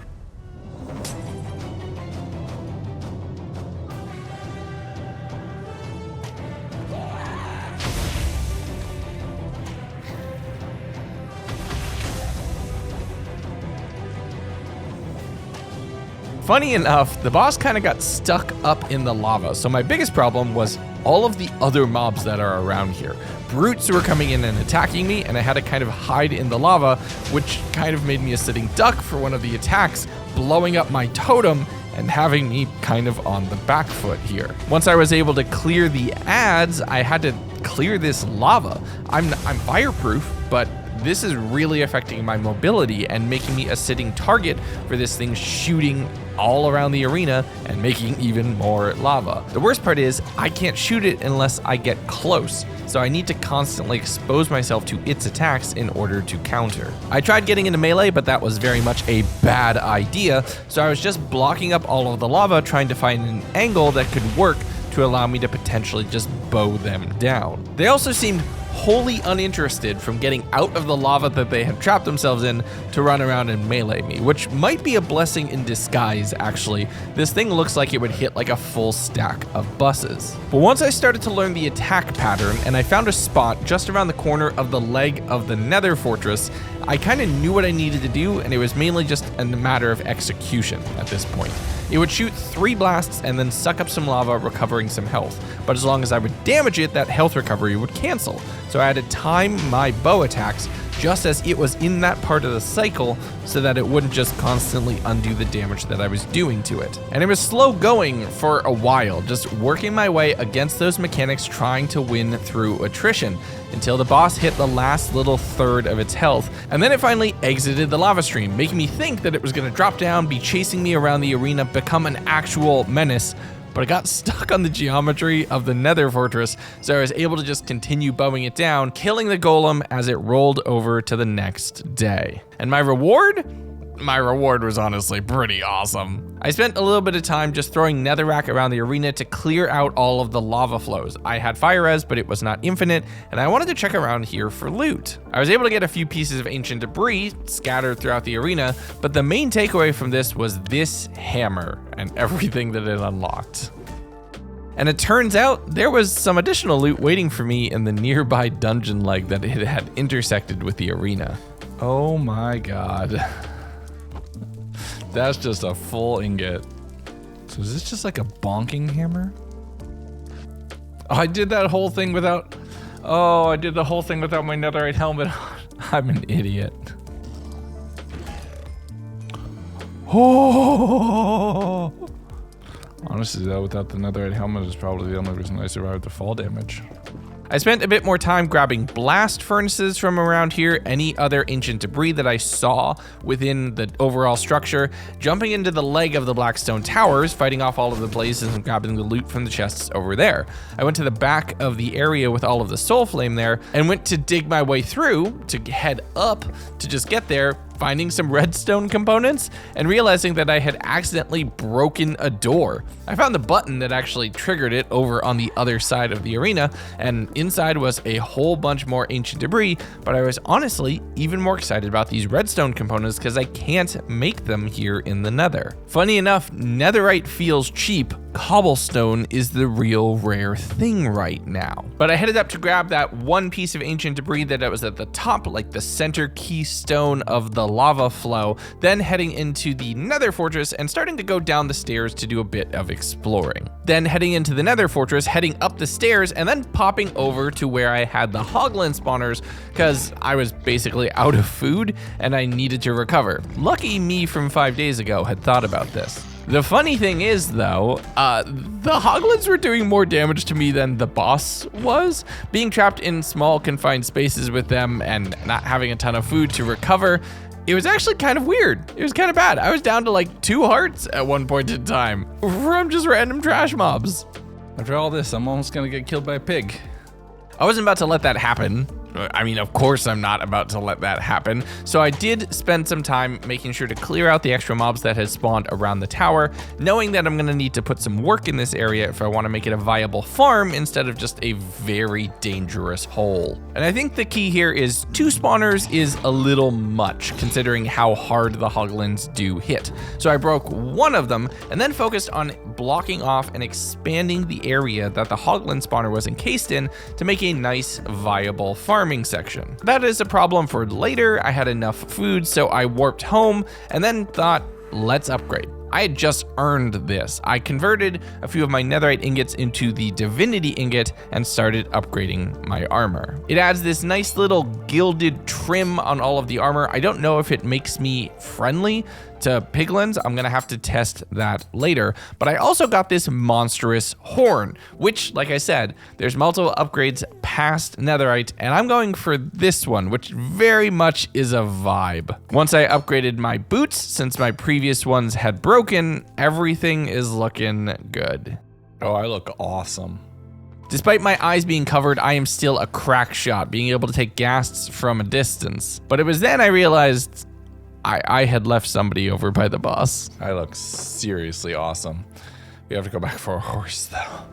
So I headed back over on the Waystone and thought, before I ride north, I might as well finish looting this area, right? Heading down the steps to explore the lower areas of this nether fortress. There's a bunch of diamonds in the chests. I'm picking up any item frames so I can display the treasures that I collect through my adventure here in hell. And this hammer is fun. It doesn't do a ton of knockback damage to the wither skeletons because they're wearing Maximalian armor. They're basically knockback proof, but it does send blazes flying, and the secondary attack can just do a big damage in a big radius around me, which is awesome for clearing out crowds. I did find a kind of library room right here with a bunch of enchants. Almost all of them were fire-based, so they're not really going to help finding another goblin trader and being excited to do another ancient debris trade. I then took 2 of those ingots and converted them into another totem of undying, just because I want to be protected from a single catastrophic attack. But I continued my way through all of the subterranean nether fortress areas, getting a whole bunch of diamonds and other loot from all of the chests here,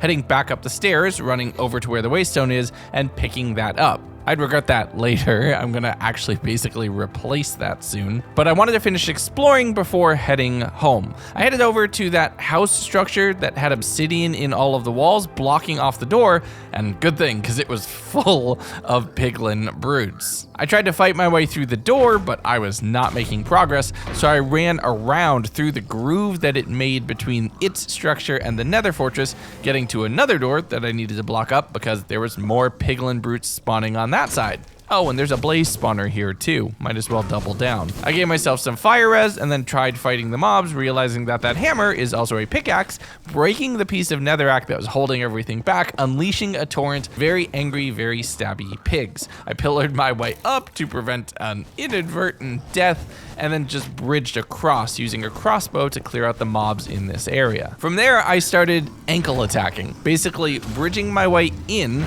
blocking everything off, and making an underground tunnel, or through the floor, fighting all of the brutes and kind of counting the blocks I would need to cover. From there, I started digging underneath the red floor, slowly inching forward, blocking off the tunnel as I made progress, trying to get underneath the spawner to break it from underneath so I could secure the bottom floor of this structure. Once I had cleared everything, I ran in, throwing netherrack in the kind of central iron bars blocking off the area, and was rewarded for my persistence. Oh my god. Oh my god. Wait, this is just a wolf spawn? What? So yeah, if anybody is gonna say, where'd you get the wolf spawn egg? It apparently just spawns in this structure. I didn't know about that. I was actually really confused, and I was worried holding it for a while because people see a spawn egg and they think that's not hardcore, but no, it's there. You can go check. But you probably hear all the her-ing above me, and I was nervous about that because the second floor seemed to be populated exclusively with witches. And witches are a problem. Poison, in my opinion, I know it doesn't kill you, but when you combine it with a bunch of witches who throw harming pots, it is very quick to be melted to death with very little warning. So I have to be smart here. It looks like they're coming in from a spawner, so I did what any sensible person would do. I ran up as fast as I could, broke the spawner, and then legged it back downstairs with everything poisoned, including all of the witches, just sitting down here and riding it out. Oh my god! Oh my god! Oh my god! That was chaos! Oh, and my monstrous activated. Once I had recovered, my helmet doing some passive explosion damage to everything, I bonked my way back up the stairs, fighting my way through several different waves of witches that would fall down to chase me, baiting them into this little area and then just smashing their ankles to death. Once I had thought I had cleared everything, I headed back up, but there were still about a half a dozen witches here, and it turns out there was a second witch spawner that needed to be secured. This is ridiculous. A little bit more bonking needed to occur, and then I'd finally cleared everything. Granted, I was still poisoned and basically at half a heart for a little while, but I could go around breaking blocks. And there's wood here. There's overworld wood in this structure, and I was so excited about that. Being able to get things like some redstone lamps, some wooden slabs and fences. Heck, there was birch in the floor. I was so excited to just see a couple birch planks. This is the only chance I have to ever get some of this. I also broke down all the bookcases, so I would have a ton of books, still thinking that I could progress on enchanting, because if there's other overworld stuff here, maybe lapis spawns in one of these structures. But I spent all day just collecting a bunch of mob heads, grabbing all of the barrels, all of the slabs, the acacia stairs. I stole everything. And then I proceeded to spend some time smashing piglin brutes, kind of to re-up on my experience, but also to just kind of collect these tempered gold axes. Each of them can be melted down into one singular nugget, and getting a tempered gold block would be a nice trophy for the end of this 100-day adventure. But I had done my damage. I had collected and even spent a god apple fighting one of the bosses. I had a full pocket of loot. So I ran back, jumping on my wither skeleton horse that I had abandoned here in the basalt deltas, riding them down through the netherrack and down to the lava level, running my way home to find a giant demon parked in my front yard. Not wanting to go and risk fighting them head on because every mob seems to hit like a boss in this mod pack, I just spent some time crossbowing them, killing all of the ads that they spawn, and then working my way back up, parking the skeleton horse and jumping back into the house, dropping off a little bit of treasure and organizing my potions as the day came to a close. I spent the next day just kind of de-looting. I had collected a lot from that structure as well as a few of the others, and I needed to re-up on things like healing potions and fire resistance that I had been drinking liberally. I organized all of the books off in one of the corners, smelted down the tempered gold axes into nuggets, framed the egg, and then took some of the wood that I had to make an enchanting table and a full set of bookcases. This would allow me to potentially enchant if I could find lapis at any place in this world, but I've found basically everything else from the overworld so far, so I'm holding out hope that there's a chance, because some of these enchants look pretty good. But then I had to do a little bit more organizing. I had way too much armor at this point, and the chest is kind of awkwardly blocking off my tower. So I organized all of the armor into a chest on the second floor, putting all of the overworld materials into a spare backpack that I had found, just because they felt special enough to invest that into that space. But the following day, since I had gotten a regular golden apple from all of my looting, I could make an auto-feeding upgrade. This would allow me to not have to worry about food and just keep it in my backpack. And considering my backpack also cooks pork, all I need to do is just throw food in there and eventually a little robotic arm will just shove it into my face. I also thought maybe it's time to upgrade the backpack yet again, taking it and upgrading it to diamond. This would no longer protect me from piglins as I'm not wearing anything gold, but it does basically 50% increase the storage space on here, and I have enough armor at this point that a few piglin encounters probably aren't too bad. And with upgraded armor, more potions, upgraded weaponry, me stepping outside of my door is now a force to be reckoned with. Oh my god. Oh, that does so much damage. I did have another corpse attack me right after that clip, which I just kind of killed through the door because I could. Oh my god. That's insanely overpowered.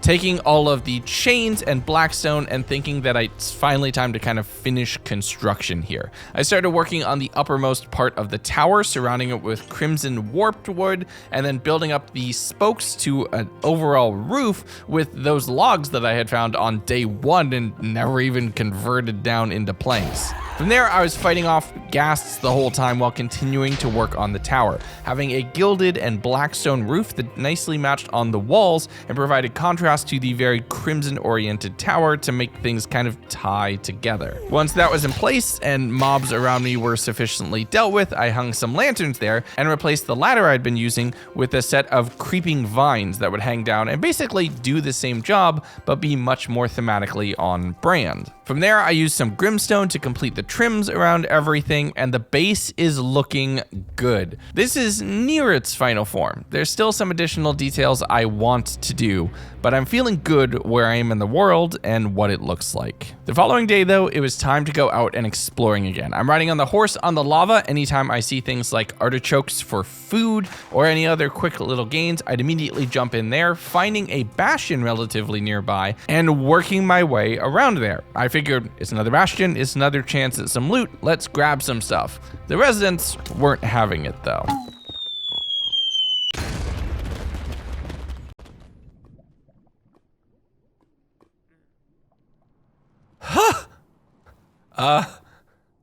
Well then, maybe you put this helmet on. You little bugger. Oh, that's upsetting.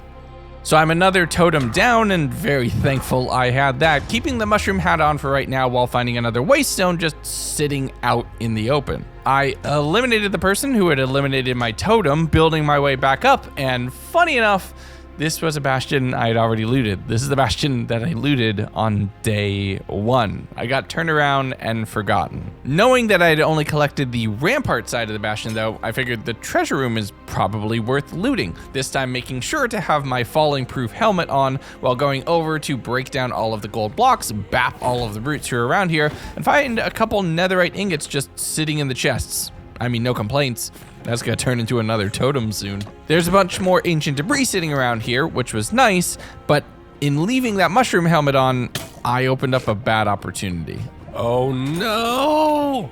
With my main protection against fall damage broken, I burrowed my way out of the bastion, jumping to where I left the horse, finding a goblin trader right here and converting a little bit netherite into a totem, and I'm leaving here down a helmet and not much else. Day 65, I saw another bastion in the distance, riding over towards that, mainly attacking this one from the lava, as I could just ride on top of it and everybody else was busy pushing each other into the spicy nacho cheese. I tried digging blocks out from underneath the piglins, but they were a little bit too smart from that, always backing up before I would be able to get the floor to break under them, to the point where I just kind of had to send it, jumping on my horse, grabbing everything from the chest, which wasn't much, boxing the horse in, and then building up the side tower of this to get up to the upper chests to be able to loot the top of the structure. There was some obsidian, some spectral arrows, but it wasn't really worth it. But thankfully, with some fire res, you can use lava to break your fall, and I didn't have to worry about my mushroom helmet. I continued sailing around on there, going from POI to POI, finding one of these black stone towers in which was a lot of enchanted books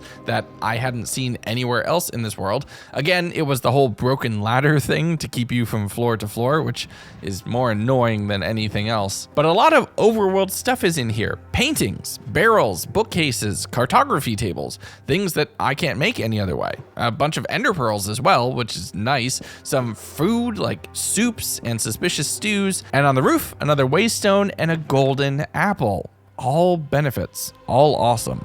I finished looting that up as the day rolled over, jumping down and back onto the horse, passing another round of those blackstone towers, and I have enough netherite to do whatever I want at this point, so I headed over towards another treasure bastion. This would allow me to dig into the actual treasure room using my hammer and its secondary charge attack to take care of so many magma cubes, breaking the spawner and then clearing out all the loot in the center. I was really excited to see 2 different diamond helmets in here, just so I have backups in case this helmet breaks, and more netherite ingots and ancient debris, including what I got from pillaring up and over, bridging and shooting piglins. To access the upper rampart chests gave me another pig step disc and a lot more ancient debris. I continued being out on the horse, finding another one of the nether brick towers, this time just kind of drilling up from one of the corners and pillaring underneath me, ignoring the ladder entirely, grabbing the waystone and treasure chest from the top, and continuing out and about. I'm off into completely new chunks, the lava still falling from the sky,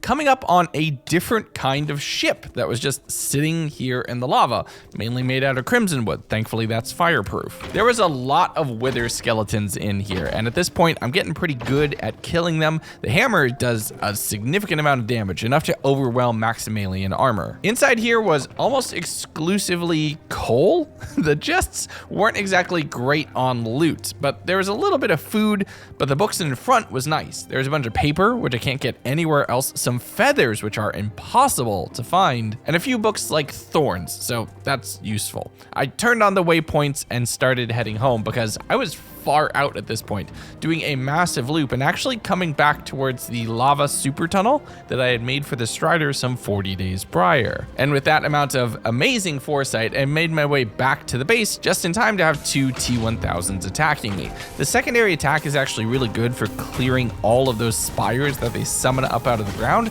because if you damage them, they kind of pop and disappear into blood. Yeah, don't think about that.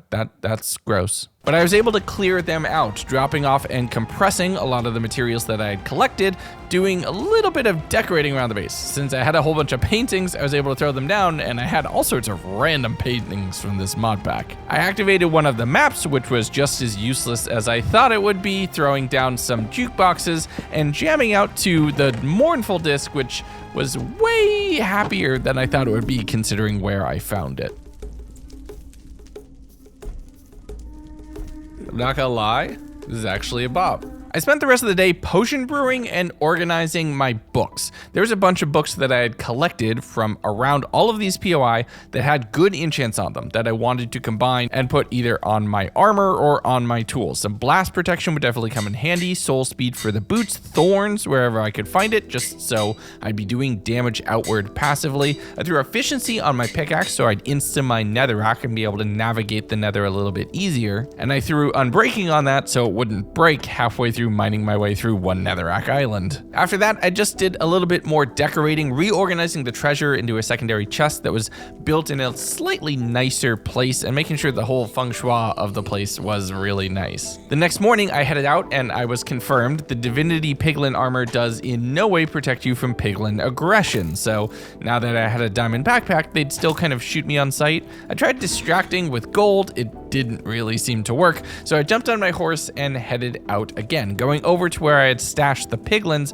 underneath the crying obsidian some 20 days ago. The first hole was unfortunately abandoned, but the second was fully populated. Breaking that, I was immediately set ablaze by a corpse, including all of my piglin friends, but thankfully there was one potionaire down in there that saved them from a fiery fate. The only problem was, on top of the 2 adults, there was a child in there, which was a situation I needed to handle. And considering that this was no longer an effective off-site employment area, I kind of just left, riding my way back and finding a few new piglins who I was able to trap in a hole, being very careful to not allow the zombie piglins to get in there and aggravate them, throwing a whole bunch of gold and just fighting imps that happened to be spawned in the area, having my piglin once again disappear without much warning. I'm still not sure what was causing them to despawn when they absolutely should not have been, but it did cause me to head off to yet another nether wastes biome, finding a few of the potioneer piglins who I was able to distract with a whole bunch of gold and then put into a hole so that they would give me capitalism. And this actually worked out. They would trade about half of the normal piglin loot table, but things like healing potions, strength potions, those would be nice to have, especially as I'm considering fighting off more of the bosses, including the Sorrow Spire, so I'm good at collecting all of those. I spent most of the day doing all of the trading before terminating my interns and heading back home, dropping off all of the loot in the requisite chests, and then doing a little bit of potion brewing to upgrade all of the potions that I had just got, or make them splash potions where it was appropriate. With that all done, I jumped right back and out the following morning because there was a lot more I still had to discover, and I had no idea what I was about to find. Is that an ancient city? Oh boy, this is gonna be interesting. Now this thing was crawling with ghasts. There were a ton of them, and wither skeletons were on the ground, so it's a double threat. I had to play careful here, but not slowly. It's kind of the antithesis of an ancient city you'd see infested with skulk. Instead, I had to be on the move. And I had to be careful too. Some of these skeletons had broadswords that would give them +5, +8, +10 attack. and with a max armor on, I can't knock them back, even with my hammer. I just have to out DPS them. I grabbed a whole bunch of basalt that would allow me to pillar up and around here, finding some other books with vanilla enchants that you can't find in the Nether normally. The ghasts were frustrating, forcing me into the central tunnels where I'd then be jumped by wither skeletons, almost as if they were coordinating. They were smarter. They knew how to funnel me into a kill box. But the chest loot was good, aside from this curse of vanishing, and the mobs were manageable. Getting things like fortune, which you can't find anywhere else in the Nether, yeah, absolutely worthwhile to be here. The thing that concerned me though was the portal. It was active, and it was definitely seemed to be kind of calling my name. Now, not every enchant I found was particularly useful. Riptide. If only. But there was definitely a lot here, and without having to worry about Skulk, I can move pretty quickly. I headed underneath the portal, grabbing all of the redstone components and a whole bunch of ancient debris that was sitting around here. I'm definitely not going to say no to that. I finished clearing out the structure as it rolled over to the next day, marking it on my map so I could potentially return, because the portal was active, and I didn't know why. Do I? Don't I? Seems familiar. I've been through here before. Not yet. Maybe later. With more questions than answers, but at least some loot to compensate for the difference, I jumped back on my horse and started riding home. I took a quick stopover at a nearby bastion that was way too integrated into the lava for them to be able to do anything to stop me, finding another piglin manor along the way and dropping a waystone here where I could potentially grab another horse in the future. I need more saddles to be able to do that. Thankfully, there was a lot more bastions that I could potentially find one in. So I parked my horse, throwing an ender pearl to teleport partially into the wall, throwing a block down at my feet and dealing with a whole bunch of imps on the top of the bastion, which meant there was not really any piglins on the top of the bastion. Them fighting is nice, but it does lead into this kind of liminal space situation in a few areas where there's like 2 piglins guarding the top treasure when normally there's around 20. It was definitely worthwhile to get though, pillaring over towards another one of those piglin brute towers, grabbing the divinity gem from the roof, and then going down to break all the spawners, immolating any piglin brutes with a bucket of lava so I could go down and grab all of the gold blocks and bone blocks and other treasure from inside. From there, I downed a potion, yeeting myself into the lava, which does break your fall if it wouldn't melt your legs. Jumping on my horse and quickly heading into the center, looting the final chest at the bottom of the towers before jumping on the horse and heading home. There was one more nether brick tower that I looted, getting another waystone, which is good since I had left one out in the field. Jigsawing my way through a couple different tight corners. There was some ravines and magma tunnels that I needed to get through, but I had wound my way through and around that there was no open path to home unless I doubled back. So I actually had to dig another little nether highway through one of these tunnels, this time thankfully a little bit higher, so I didn't have to worry about the lava, riding the horse before eventually making it to open lava and getting my way home. And I'm not gonna lie, I spent day 75 parking the horse and organizing my house. It's the inventory management montage callback, because I'm spending all day organizing chests. Considering how much loot I've been stealing from everywhere in this dimension, you know, stealing. We love stealing. It's the organizing part that is a little more tricky, but it is definitely necessary.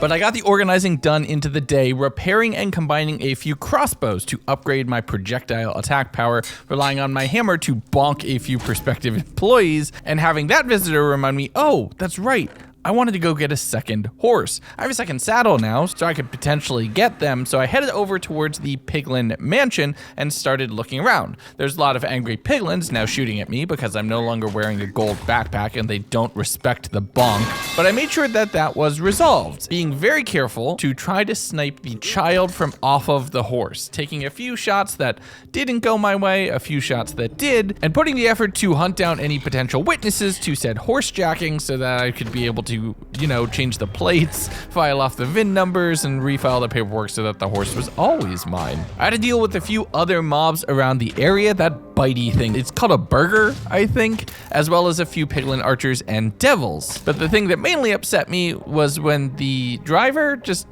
drove the horse into a cactus. I did have access to my waystone blocked by one of those large demons that I just took pot shots at from across this little lava bay, clearing out a few of the extra ads before getting to the waystone and warping back home. Upset that I wouldn't be able to go get myself a new ride, I figured, you know, let's go and do some unfinished business. I have some pent-up aggression, so let's take it out here. So I rode over towards the Sorrow Spire, and with all of my gear and a bunch of potions ready to go, I jumped in for round 2. All right, let's do this.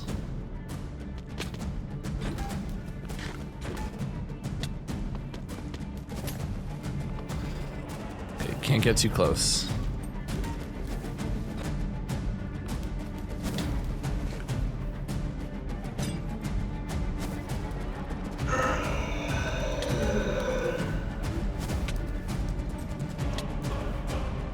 What the heck?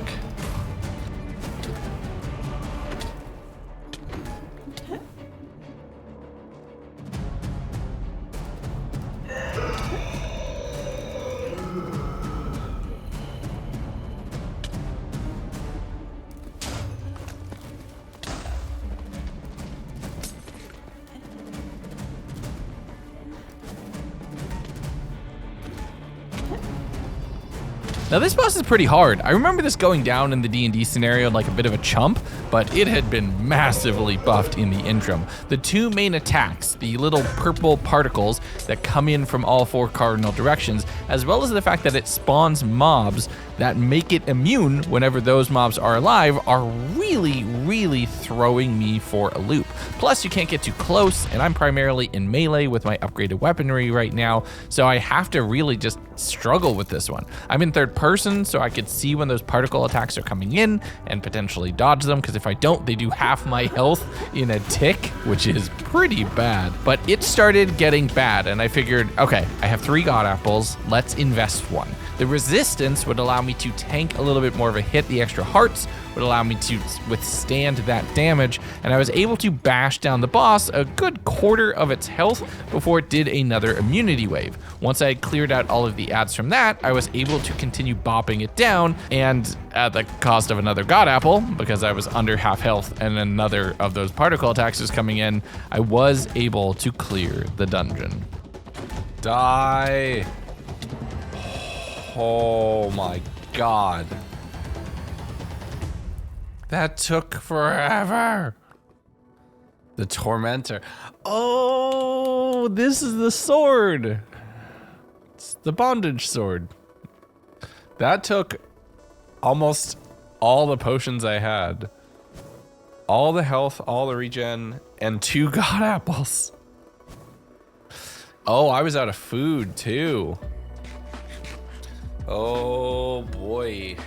With the boss dead, I grabbed a few of the bone blocks, which allowed me to bone meal the warped vines, allowing me to climb out of the area, heading back around the lower floor, finding a goblin trader there and turning in all of my ancient debris for a better trade on scrap, heading out to my horse and riding along the lava to get back home. I parked there, heading over to the Soul Sand Valley and wanting to test this new sword out, and with just a hit, it'll immediately incapacitate anything inside those chains. Given my bonking hammer, I can basically kill anything in 1 cycle as long as I'm pretty good with the cooldowns, which is definitely nice. It makes me feel a little bit more comfortable about any upcoming combat. But I'm gonna need more food, and I had actually broken the waystone, forgetting about this, heading back down south towards the Blackstone Towers, parking my horse in a hole, dealing with another of those bitey dinosaurs, and heading into the Blackstone Tower where I had set up the Hoglin spawner as a little bit of a pseudo farm. From here, it was just doing a little bit of farming, bashing down everything,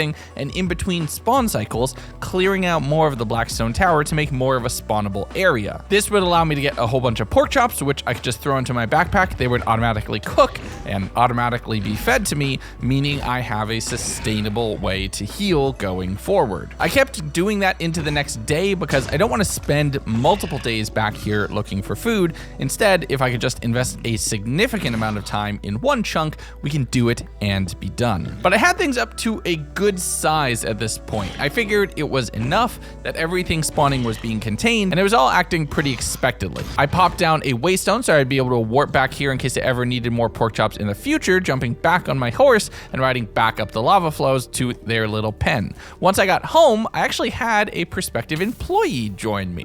Just at first, you know, a little stabby, but once you show the paycheck, everybody gets okay. Well, almost everybody. The second one didn't want to cooperate, and the child wouldn't barter, so I refused to hire. This is Sparta!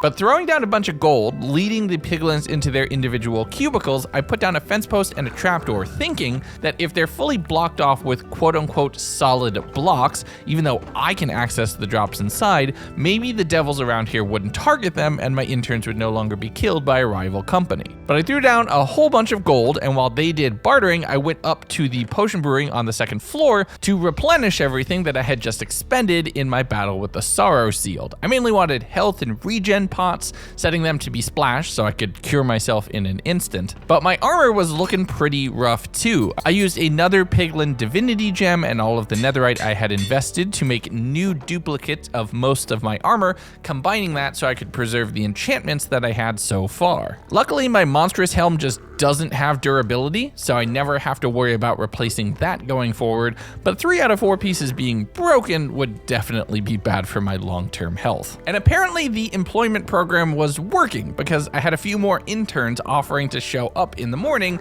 and the bartering was going well, and they weren't being attacked by devils, you know. Capitalism. And I know they weren't being attacked because the devils were still there attacking me.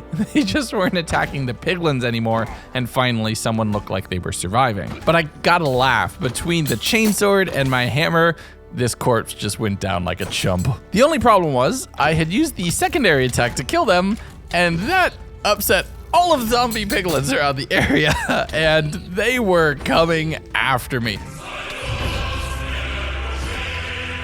Plus, there was even more corpses to back them up, and I was afraid of a few of those spires inadvertently kebabbing one of my employees. The hive mind was upset, so I had to run around just smashing all of the zombie piglins around here until eventually they were all cleared out and the signal hadn't gone out any further. With that done, I wanted to do one more upgrade for my backpack, so I made a full set of wooden tools, which would allow me to make this tool swapper upgrade. Now, whenever I was looking at a block, it would instantly switch to the appropriate block to mine it, and I didn't have to worry about keeping everything in my inventory. Just all automatic, all just completely mindless, which is great because I'm pretty mindless. Just as I headed out, there was a whole bunch of devils here, and I watched to see if once they would unaggro off of me, they would attack my interns, and they just kind of stood there with no valid target that they could pathfind to, which made me think I'd be safe. So I left, heading out on the lava fields, heading over towards the burning arena. I wanted to see what this place was about, as since I had just killed what I thought was my previous hardest boss ever, it was worth giving this place a little bit of investigating. So I headed up the spiral blackstone staircase and got into a little bit of a scuffle. You look intense. All right, let's try to jump him. And I wasn't sure about that. I had to constantly kite the mob around, hearing that ping sound whenever I went to go do damage, and very obviously not having any damage go through. How'd I get you to stop spinning? Until it did. Oh, from underneath. And I wasn't exactly sure what I had to do, because I couldn't constantly attack from underneath since we're fighting on mainly the same plane, until I realized that it was during the opening when it was throwing out the daggers that I could actually go and damage it. So it took a lot of kiting the mob around, waiting for the potential just perfect opportunity, and smashing it just when it went to go for the ranged attack. And there were a few casualties along the way. Sorry. But now that I knew what I needed to do, it was a matter of learning the proper attack pattern and rushing in at the right moment. Gotcha. Burning ashes. With that mob killed and a treasure that I didn't know what to do with, I wanted to explore the arena a little bit more. I didn't see anything immediately aggressive, so I headed up the towers, finding a whole bunch of gold, each of which was hiding a piece of ancient debris. So that's a whole nother netherite ingot from here, plus a ton more raw gold, which I love building with that kind of block. There was also a blaze spawner just chilling here because the burning arena intersected with a nether fortress, which was really funny to see. I went down to lava, grabbing the diamonds and a little bit of treasure from down there, heading around to fight the second of those giant angry blazes. And since I knew what I needed to do to actually do damage this time around, it was mainly a matter of patience instead of discovery, waiting for the right opportunity to come in, smash a little bit, and get the kill. I did find actually also a second spawner out here. Makes me think it was another one of those piglin dungeons with another chest here waiting for me. But I really wanted to figure out what this place was about. Okay, I'm not gonna lie, this screams endgame boss to me. What mod is this? Cataclysm, which is the same as the Forge, so maybe if I have the Forge, I'm good?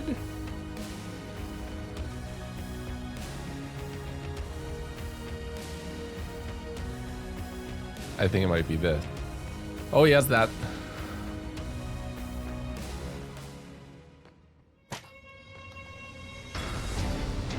Oh my god. Not knowing what I had started, the Ignis was chasing me with a giant tower shield and a sword that looked longer than this video's duration. It was dangerous, and I did not want to get killed by it. Between the jumping attacks, the projectiles, and like I said, that big sword of "you're gonna die," I was worried. So nope, I was out of there. I value my life over whatever treasure is possibly coming out of that battle, so I'm just gone. Nope. Nope. That's just a bucket of nope. I'd rather fight that again, and that was annoying as hell. They really kind of expect you to have enchants by the time you take on these bosses, which I don't. Because I'm stuck here and I can't enchant. I headed off in a random direction, finding my way towards a pillager tower that had been repurposed and reconstructed by piglins, passing that to a blackstone jungle temple, which I mined my way into. Now, I still had fire resistance from the leftover of the fight, so I was in a good spot here, grabbing all of the arrows out of the dispensers, and then the dispensers themselves, because they would definitely be useful, grabbing the pistons and a few treasures from the chests. That Power 4 book is going to be invaluable. It will require me to switch off of a crossbow, but that's a concession I'm willing to make for some decent damage. I threw everything into the second of my 2 backpacks, doubling back over towards the piglin tower, pillaring up and bridging my way over to the very top, blocking off the entrance, and getting some good loot in return. Oh. Oh. This is nice. This is really nice. That's a lot of bows that I can enchant. And crossbows. I'm thinking combining those bows is probably my way to prepare for actual endgame. Being able to do distance at range is essential for, not being stabbed in the face by a giant 6-foot sword. So I'm gonna need to equip myself with something that can do significant damage, because an unenchanted bow doesn't seem like it's gonna take that boss down. As I made my way home though, I was really afraid that I'm gonna have to do some more hiring. Please let the interns still be there. I have trading to do. They are sick. Got distracted. These new prospective employees, though, had no interest in working, so I had to eliminate them from the job pool, throwing down a bunch of gold so bartering could happen while I ran back into the house and started combining bows. This would allow me to make something that would be pretty high up on the power scale. Power 5, some punch 2, some flame, all of this would be useful. Kind of like a door would be useful if the piglins couldn't open it. I went to combine my crossbows, but I didn't have enough levels for that, grabbing a few of the bottles of enchanting to get just enough to get mending and piercing on this crossbow, so I'd have a guaranteed projectile weapon for the rest of the 100 days. With that done, I absolutely clowned on a devil directly out front of my house, having a corpse try to attack me and dealing with that as well. Another goblin trader was here, so I traded in all of my debris for scrap, crafting some of that into ingots and trading 2 more for a backup totem of undying. These bosses look like they hit hard. I want to be prepared for that. I spent a little bit of time organizing all of my chests, dropping everything off, finding a couple more treasures and trinkets, and being actually set for another round of potion brewing if I wanted to do it, but I have other priorities I want to tackle first. You know what?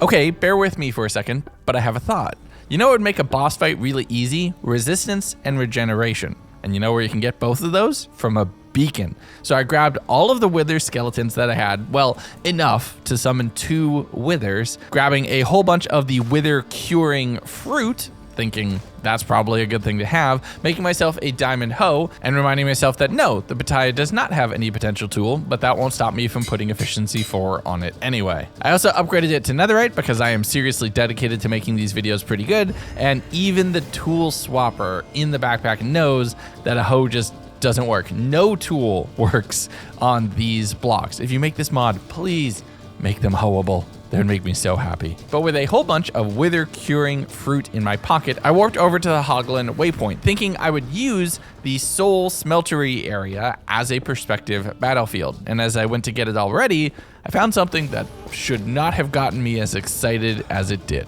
No way. I just wanted to come back here because I figured there were secrets. Oh my god. Cobblestone! That's so cool!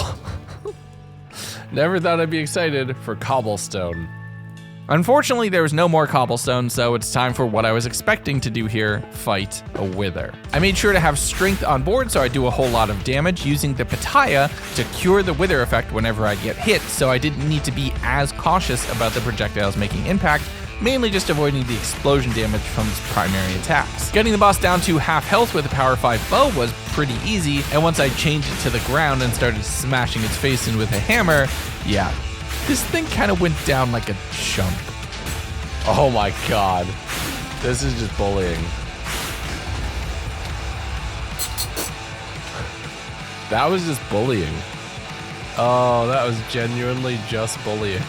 So with one wither down in half of a day, I figured why not do it again, summoning the second and using pretty much the same policy, this one going down even faster because I know that the chains can keep this mob in place, that I can do a huge amount of damage with my hammer, even getting close enough to the ground that the secondary attack actually damaged it as well, and it wasn't able to fly away.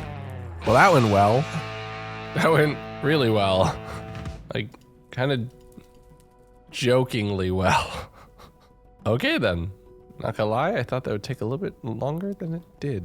So since I had a little bit of extra time, I figured why not invest that into expanding the Hoglin farm a little bit. I built outside of the towers, getting a couple more blocks in every direction set up as spawnable space, spending time bonking Hoglins with the hammer to be able to have a few more pork chops, getting those all cooked and stored within my backpack so that I'd be able to be fed by them in the future. From there, I made a few more netherite ingots, upgrading a few of them to divinity ingots and using that to upgrade and repair my pants so they would survive the rest of this adventure. And when I went to go make the beacons, I realized I had overlooked something.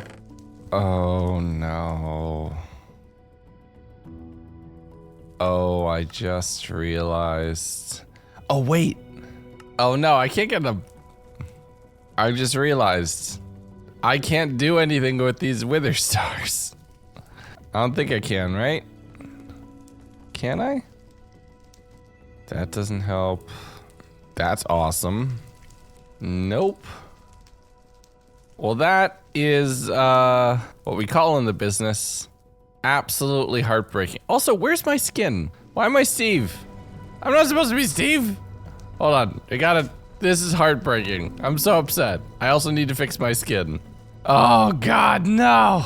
And after one transference of putting my soul back into the proper appearing body, I was so upset that I saw a single demon outside and spent the rest of my day just hitting it with a hammer. But the following day, I'm actually out of ancient debris. I never thought this would actually happen. I was basically finding it like candy, so it's time to do some good old-fashioned ancient debris mining. I mined down into the area directly in front of the base, getting into the Soul Sand Valley section and starting to dig around and then realizing, oh no, I've installed a mod which makes this all soul sand, which means I can't insta-mine it with my pickaxe and the shovel is just gonna be way too slow. So I headed up on the horse out to a nether wastes biome, parking the horse and digging down and, you guessed it, finding a mine shaft. Are you kidding me? So I figured I'll just mine here. It's at the proper level, it's exactly where I need it to be, and it's exposing some ancient debris to air just by the way the terrain generation is working. Plus, there's treasure in the minecarts, which is something that I can't normally find in the Nether. Yes! Oh, that's huge. That is huge. So with Prot 4, yeah, I'm not gonna complain about that. This is a lucky find. I kept exploring around this area, getting to a couple different spawners, a piglin one, which was nothing, and a magma cube spawner, which had some music discs inside, which was nice. I did accidentally kill a goblin trader while I was there, but that's a few extra carrots, at least. Yay? Sorry. But the tunnels actually exposed a decent bit of ancient debris, grabbing everything I could from there, finding a Frostwalker book, which is absolutely useless, and doing a bit more mining, finding some beetroot, which I normally wouldn't be happy about. I'm still not happy about it, but at least I found it, and it's interesting, so it gets to make it into the video. The only problem was I was lost, so I was in that mineshaft for the rest of that day, going into the following day with a few other demons and everything around here. So I figured at some point, I'm just walking in circles. I don't know where I'm actually going. I downed a fire res, mined up through the roof, and swam up through the lava, dealing with a few mobs around here and finding a few pieces of submerged ancient debris, which I can thankfully mine because it doesn't burn. I'm being super careful not to drop anything because it will burn, and being very careful to get out of the lava before I burn too. But since I can see through the lava here and ancient debris glows, you might call this abusing the shaders or the mods or the no fog mod, but I call this creative splunking. I actually saw a little bit off in the distance a fully submerged one of those piglin ships that I had explored a couple times already. So I very slowly swam my way down to it, getting a whole bunch of bone blocks, some iron, blocking off the entrance so I'd be able to navigate the interior at a reasonable rate of speed. And the chests were actually present on the front of this one. I don't know how it being submerged means it's in better shape, but okay. There's another divinity gem there, which I was happy for. There's also another piglin tower nearby, which I pearled up to the roof of, grabbing a netherite ingot from the chest on the top. Hey, there we go. And once I had broken the spawner, looting all the chests along the bottom here. It wasn't hard because it was basically entirely submerged in lava and nothing could safely spawn. But I spent a little bit of time utilizing my newfound knowledge that lava was transparent underneath the surface, finding another submerged mineshaft, digging my way in, and finding some ancient debris right away. From there, I'm breaking the spawners, looting all of the minecart chests, really hoping for another Protection 4 book, because getting the first was awesome. Getting bombs? That's a close second. And the hits just kept coming, with several backpacks just increasing my inventory space, all of them double a shulker or better already. I mined my way back up through the roof of this area, digging up into a bastion, actually. One that was almost completely abandoned, probably from mobs either immolating themselves or being killed by the demons, grabbing a diamond mending pickaxe from the chest in here, so that's pretty good. I saw a single piece of ancient debris underneath the lava close to my horse, grabbing that, getting on, going for a ride, and heading my way back home. There's a few corpses around that I had to bow down and clear the space, getting onto land just as it rolled over to the next day. From there, I spent time dropping off and organizing all of my inventory, making sure everything was just so and in the right place, dropping off a whole bunch of different backpacks, and combining all of the gold that I had found into a couple different gold blocks that I'd be able to do some decorating with in just a little bit. From there, I had to drop off a lot of my inventory, and I figured let's take one of these additional backpacks and make it better for storing loot, making a stack upgrade for there since I had iron to burn, dyeing it red so I'd be able to identify it, and immediately upgrading it all the way to diamond. This way I had everything I wanted. From there, I put Prot 4 and Thorns on my monstrous helmet. Since it doesn't have durability, that's gonna last me for forever. Then I upgraded my mending pickaxe to netherite, throwing Fortune 2 onto it, and then upgrading it with my main pickaxe, so I basically had a near perfect roll. And the following day, business was good. We're 10 days left in this adventure, but finally, we have a whole bunch of people responding to our classified ads, and we have a whole bunch of new interns. I think it was mainly because I was able to keep the previous crop, alive. So I'm getting better Glassdoor reviews, okay? Throwing down a whole bunch of protections for my new interns and dealing with all of the mobs around here that are spawning, clearing them out so so they're not gonna go ahead killing anybody. With the business in a good spot, I rode off on my wither skeleton horse, riding back to the burning arena, throwing down a waystone, and just checking in to make sure the boss was still doing good. Hello there. Oh, no. Gotta go. Yeah, they're fine. They're fine.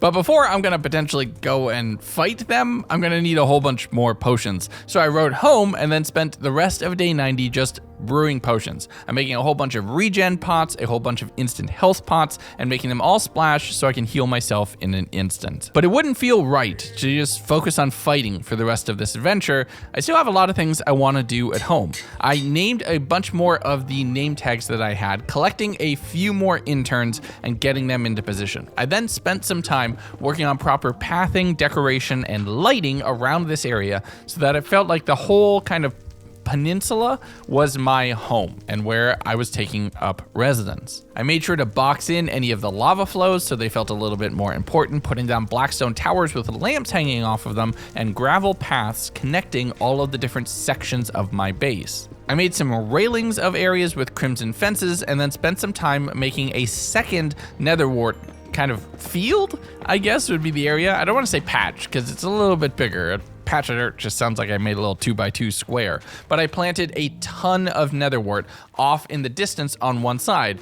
And in fighting the corpse and defending this area, also ended up once again upsetting the hive mind and having every zombie piglin in a 10-mile radius coming to stab my face. Thankfully, the hammer is really good at exterminating everybody in the zip code. You know, when you go into a room, if you can kill everybody in that room, that's a hell of a way to say hello. But I put down a bunch of blackstone and gilded blackstone as this kind of rough-hewn wall around the area, encapsulating it on both sides without having to build up a proper defense and garrison, and having it feel a little bit more connected to the overall terrain. From there, I did a little bit more fighting with demons, finally looking in the little lava lake that's directly in front of my house to get an idea of how deep it is, making a little blackstone pillar, and then starting to build a proper full chalice coming up out of the lava, which I could then pile up with a ton of gold. I've collected hundreds of blocks of gold at this point, and I bartered maybe a third of it, but I still had a ton.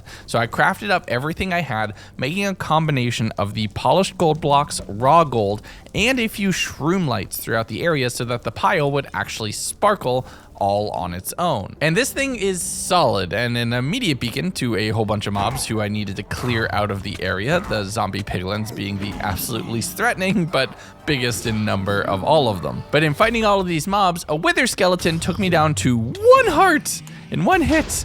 So I kind of did just have to hide inside for a little bit. That was very close, like dangerously close, very panic-inducingly close. To die in day 93, could you imagine? But I had still a ton of gold, and I didn't want to make that pillar look just ridiculous. It still is the centerpiece of the area, but let's just make a few more piles. I can make a ton of different piles of gold of this base, and now it looks like just a full treasure hoard surrounding this lava lake with a gap for you to add onto it if you get the world download from my Patreon. That's more like it. But knowing that I'm going into a couple final boss battles, I want to be well fed during it. Heading over to the Hoglin area for one final time and doing another round of expanding out the spawning platform while fighting mobs on each individual spawn wave. All of them are dropping pork chops, which allow me to eat. I'm making more and more space, so more Hoglins are spawning. A couple times it got a little close. They were doing like 2 or 3 hearts of damage on the hit, but I was mainly concerned with the durability of my armor, making sure that it wasn't going to get smashed too badly before I'd be going into final boss fights and endgame of this adventure. And speaking of endgame, there's one place that I am going to want to visit before we're done with this 100 days, but it's going to take me a little bit of time to get there. I do have the Hoglin Waystone, which would get me about halfway, but that wouldn't help me on my mount. So I actually had to ride my horse all the way through the basalt deltas, climbing and jumping from pillar of basalt to pillar of basalt, trying to not take too much fall damage, taking a full day to make the trip, and riding my way all the way back to the Nether-themed ancient city. I actually had to take a kind of a wide U-turn around an island so the ghasts would not constantly attack me, being very careful to not get one shot by a wither skeleton here, throwing down a waste stone and then immediately starting the long haul back. But I'm going around the terrain instead of back over it the other way, which meant I was able to find another under lava mineshaft. And considering the last one had been really profitable in high level protection books and some ancient debris, I spent a little bit more of day 95 just going through it, doing a fine sweep between areas, slicing it off, making sure to get everything. I got a whole bunch of ancient debris from here and a few books like Luck of the Sea, which aren't exactly useful, but reinforces that these are overworld book drops, meaning protection is definitely on the loot table. But I made my way up to the surface of the mineshaft, cresting out of the lava, seeing my horse off into the distance, working my way back over there, digging down in another section, and just running around checking last little bit of this, being careful to see what I could find in all of the chests. Once I was pretty sure I had grabbed all of the debris that intersected with this area, I dug up, swam up through the lava, purled back to my horse, and rode them all the way back to my home. I didn't make it back until the morning of day 69, dealing with an enderman who was stealing some of my crops and dropping off all of the treasure in the morning. I'm making sure everything is just so and organized and ready to go, but I'm also going through all of my enchants to make sure that my armor is the best possible that it could be going into this final boss fight. I'm speccing into general protection as well as blast protection. I even threw fire protection on one of the pieces of my gear, making sure to make a whole bunch more potions, specifically fire resistance, considering the boss seems very, pyromania themed. With that done, I compressed a lot of the blocks that I had into the treasure chest and dealt with one final T1000, making sure to use the bondage sword to make that fight a joke. Once day 97 had started, I did the final organization, making sure all of my food was in my auto feeding upgrade, making sure all my potions were just so, my inventory was perfectly arranged. We warped in, and it was time for a fight. Okay. Fire res. Let's do this. Oh, nope, not right there, not right there. Let's make sure we have a maybe. I was nervous at the beginning of this. The music actually being in-game instead of something that we add after the fact definitely sets the tone. It makes this far more intense and makes you appreciate the effort that went into it. And I'm trying to approach this calmly. Something I did completely by accident actually is smashing that purple projectile into the boss, and I didn't know how important that would be. So I'm thinking at this point, that projectile probably has some critical element to the fight. It has to be key to taking this boss down. And it's trapped in the area that the blaze spawner was in, which meant that we could potentially just punch it back constantly and really secure this win. So that's what I was mainly trying to do. I got it again. Oh, I broke the shield. Does that mean I can shoot them?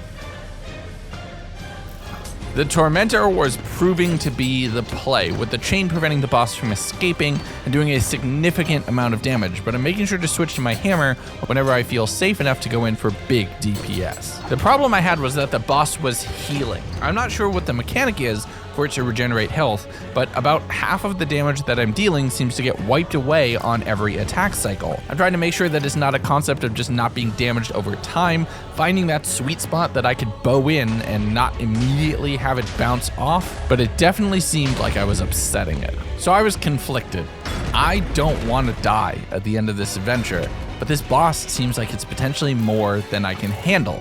I want to be really careful here, very decisive in my actions. So I went back to catch my breath and to think about what I do next. Oh, do I push it? Let's keep pushing it. But then I thought, this is Minecraft. Every boss can be cheesed if you're just willing to put in the effort to figure out how. Oh no. Nope, don't stab me.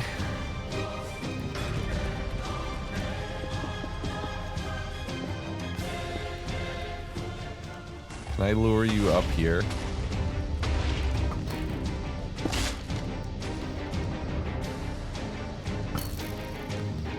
Come on, get stuck.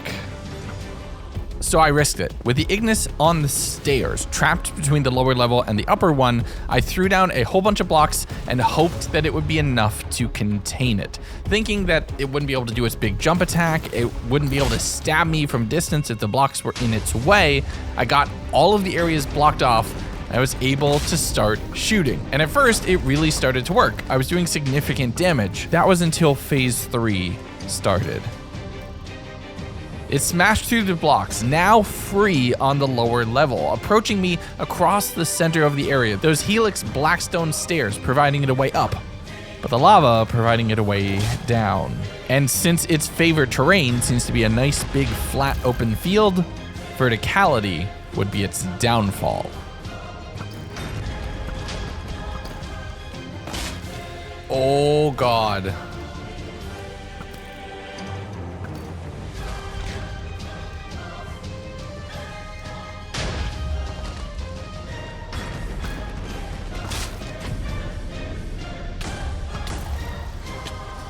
Oh no.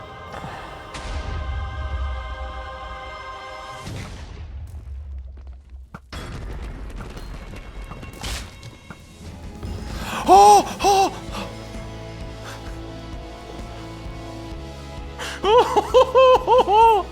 No way.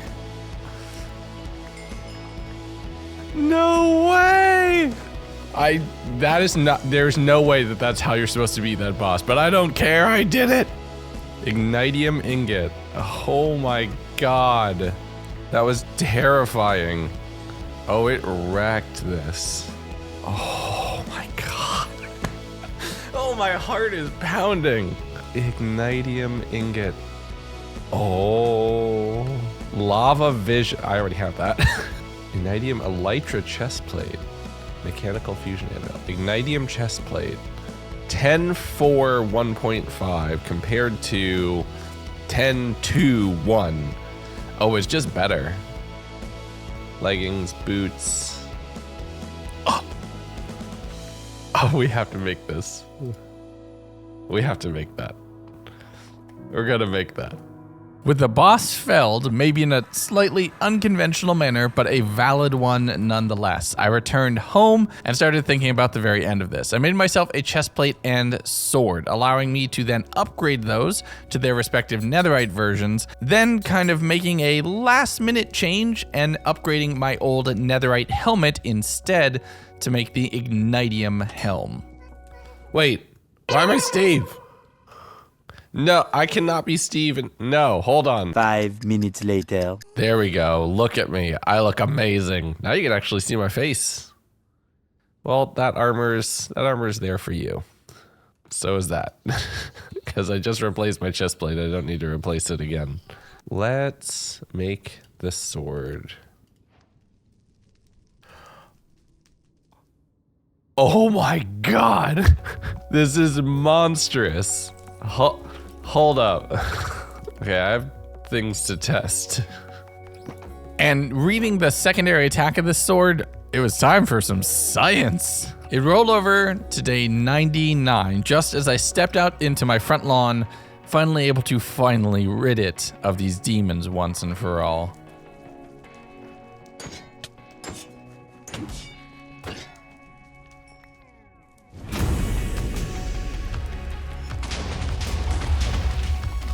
Hold up. The extra reach is amazing on this thing, by the way. Oh my God, this sword's, and it doesn't have durability. All right, I need to try the special attack. Hi, you. And yes, I basically spent all of day 99, or at least the first half of it, on a victory lap playing around with my new sword.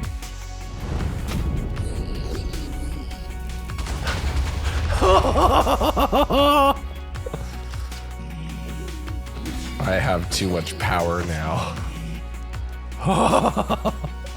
Anything else you have to trade? Oh, I could have got a Protection 5 chest plate. If I'd saved the book, that would have been smart. So, you know, I'm going to spend the second half on a victory lap riding my steed off to my final adventure. I did at one point in time get accosted by several of those demons, including the big boy, the one that I had refused to fight head on the whole time. And that sword just minced through all of them. It was beautiful. And I know that I set a waystone down at the ancient city some 20 days ago to be able to warp here at the very end to explore it. But given everything I had accomplished, I felt a ride, an actual taking the long way, taking the full journey is a good representation of everything that I do in these videos. And as I returned back to the ancient city, something that sparked a memory back in the day, something from the last chapter of this story, with a portal lit in front of me, I wondered what I should do. I remember this, or something like this, a long time ago in a very dark world.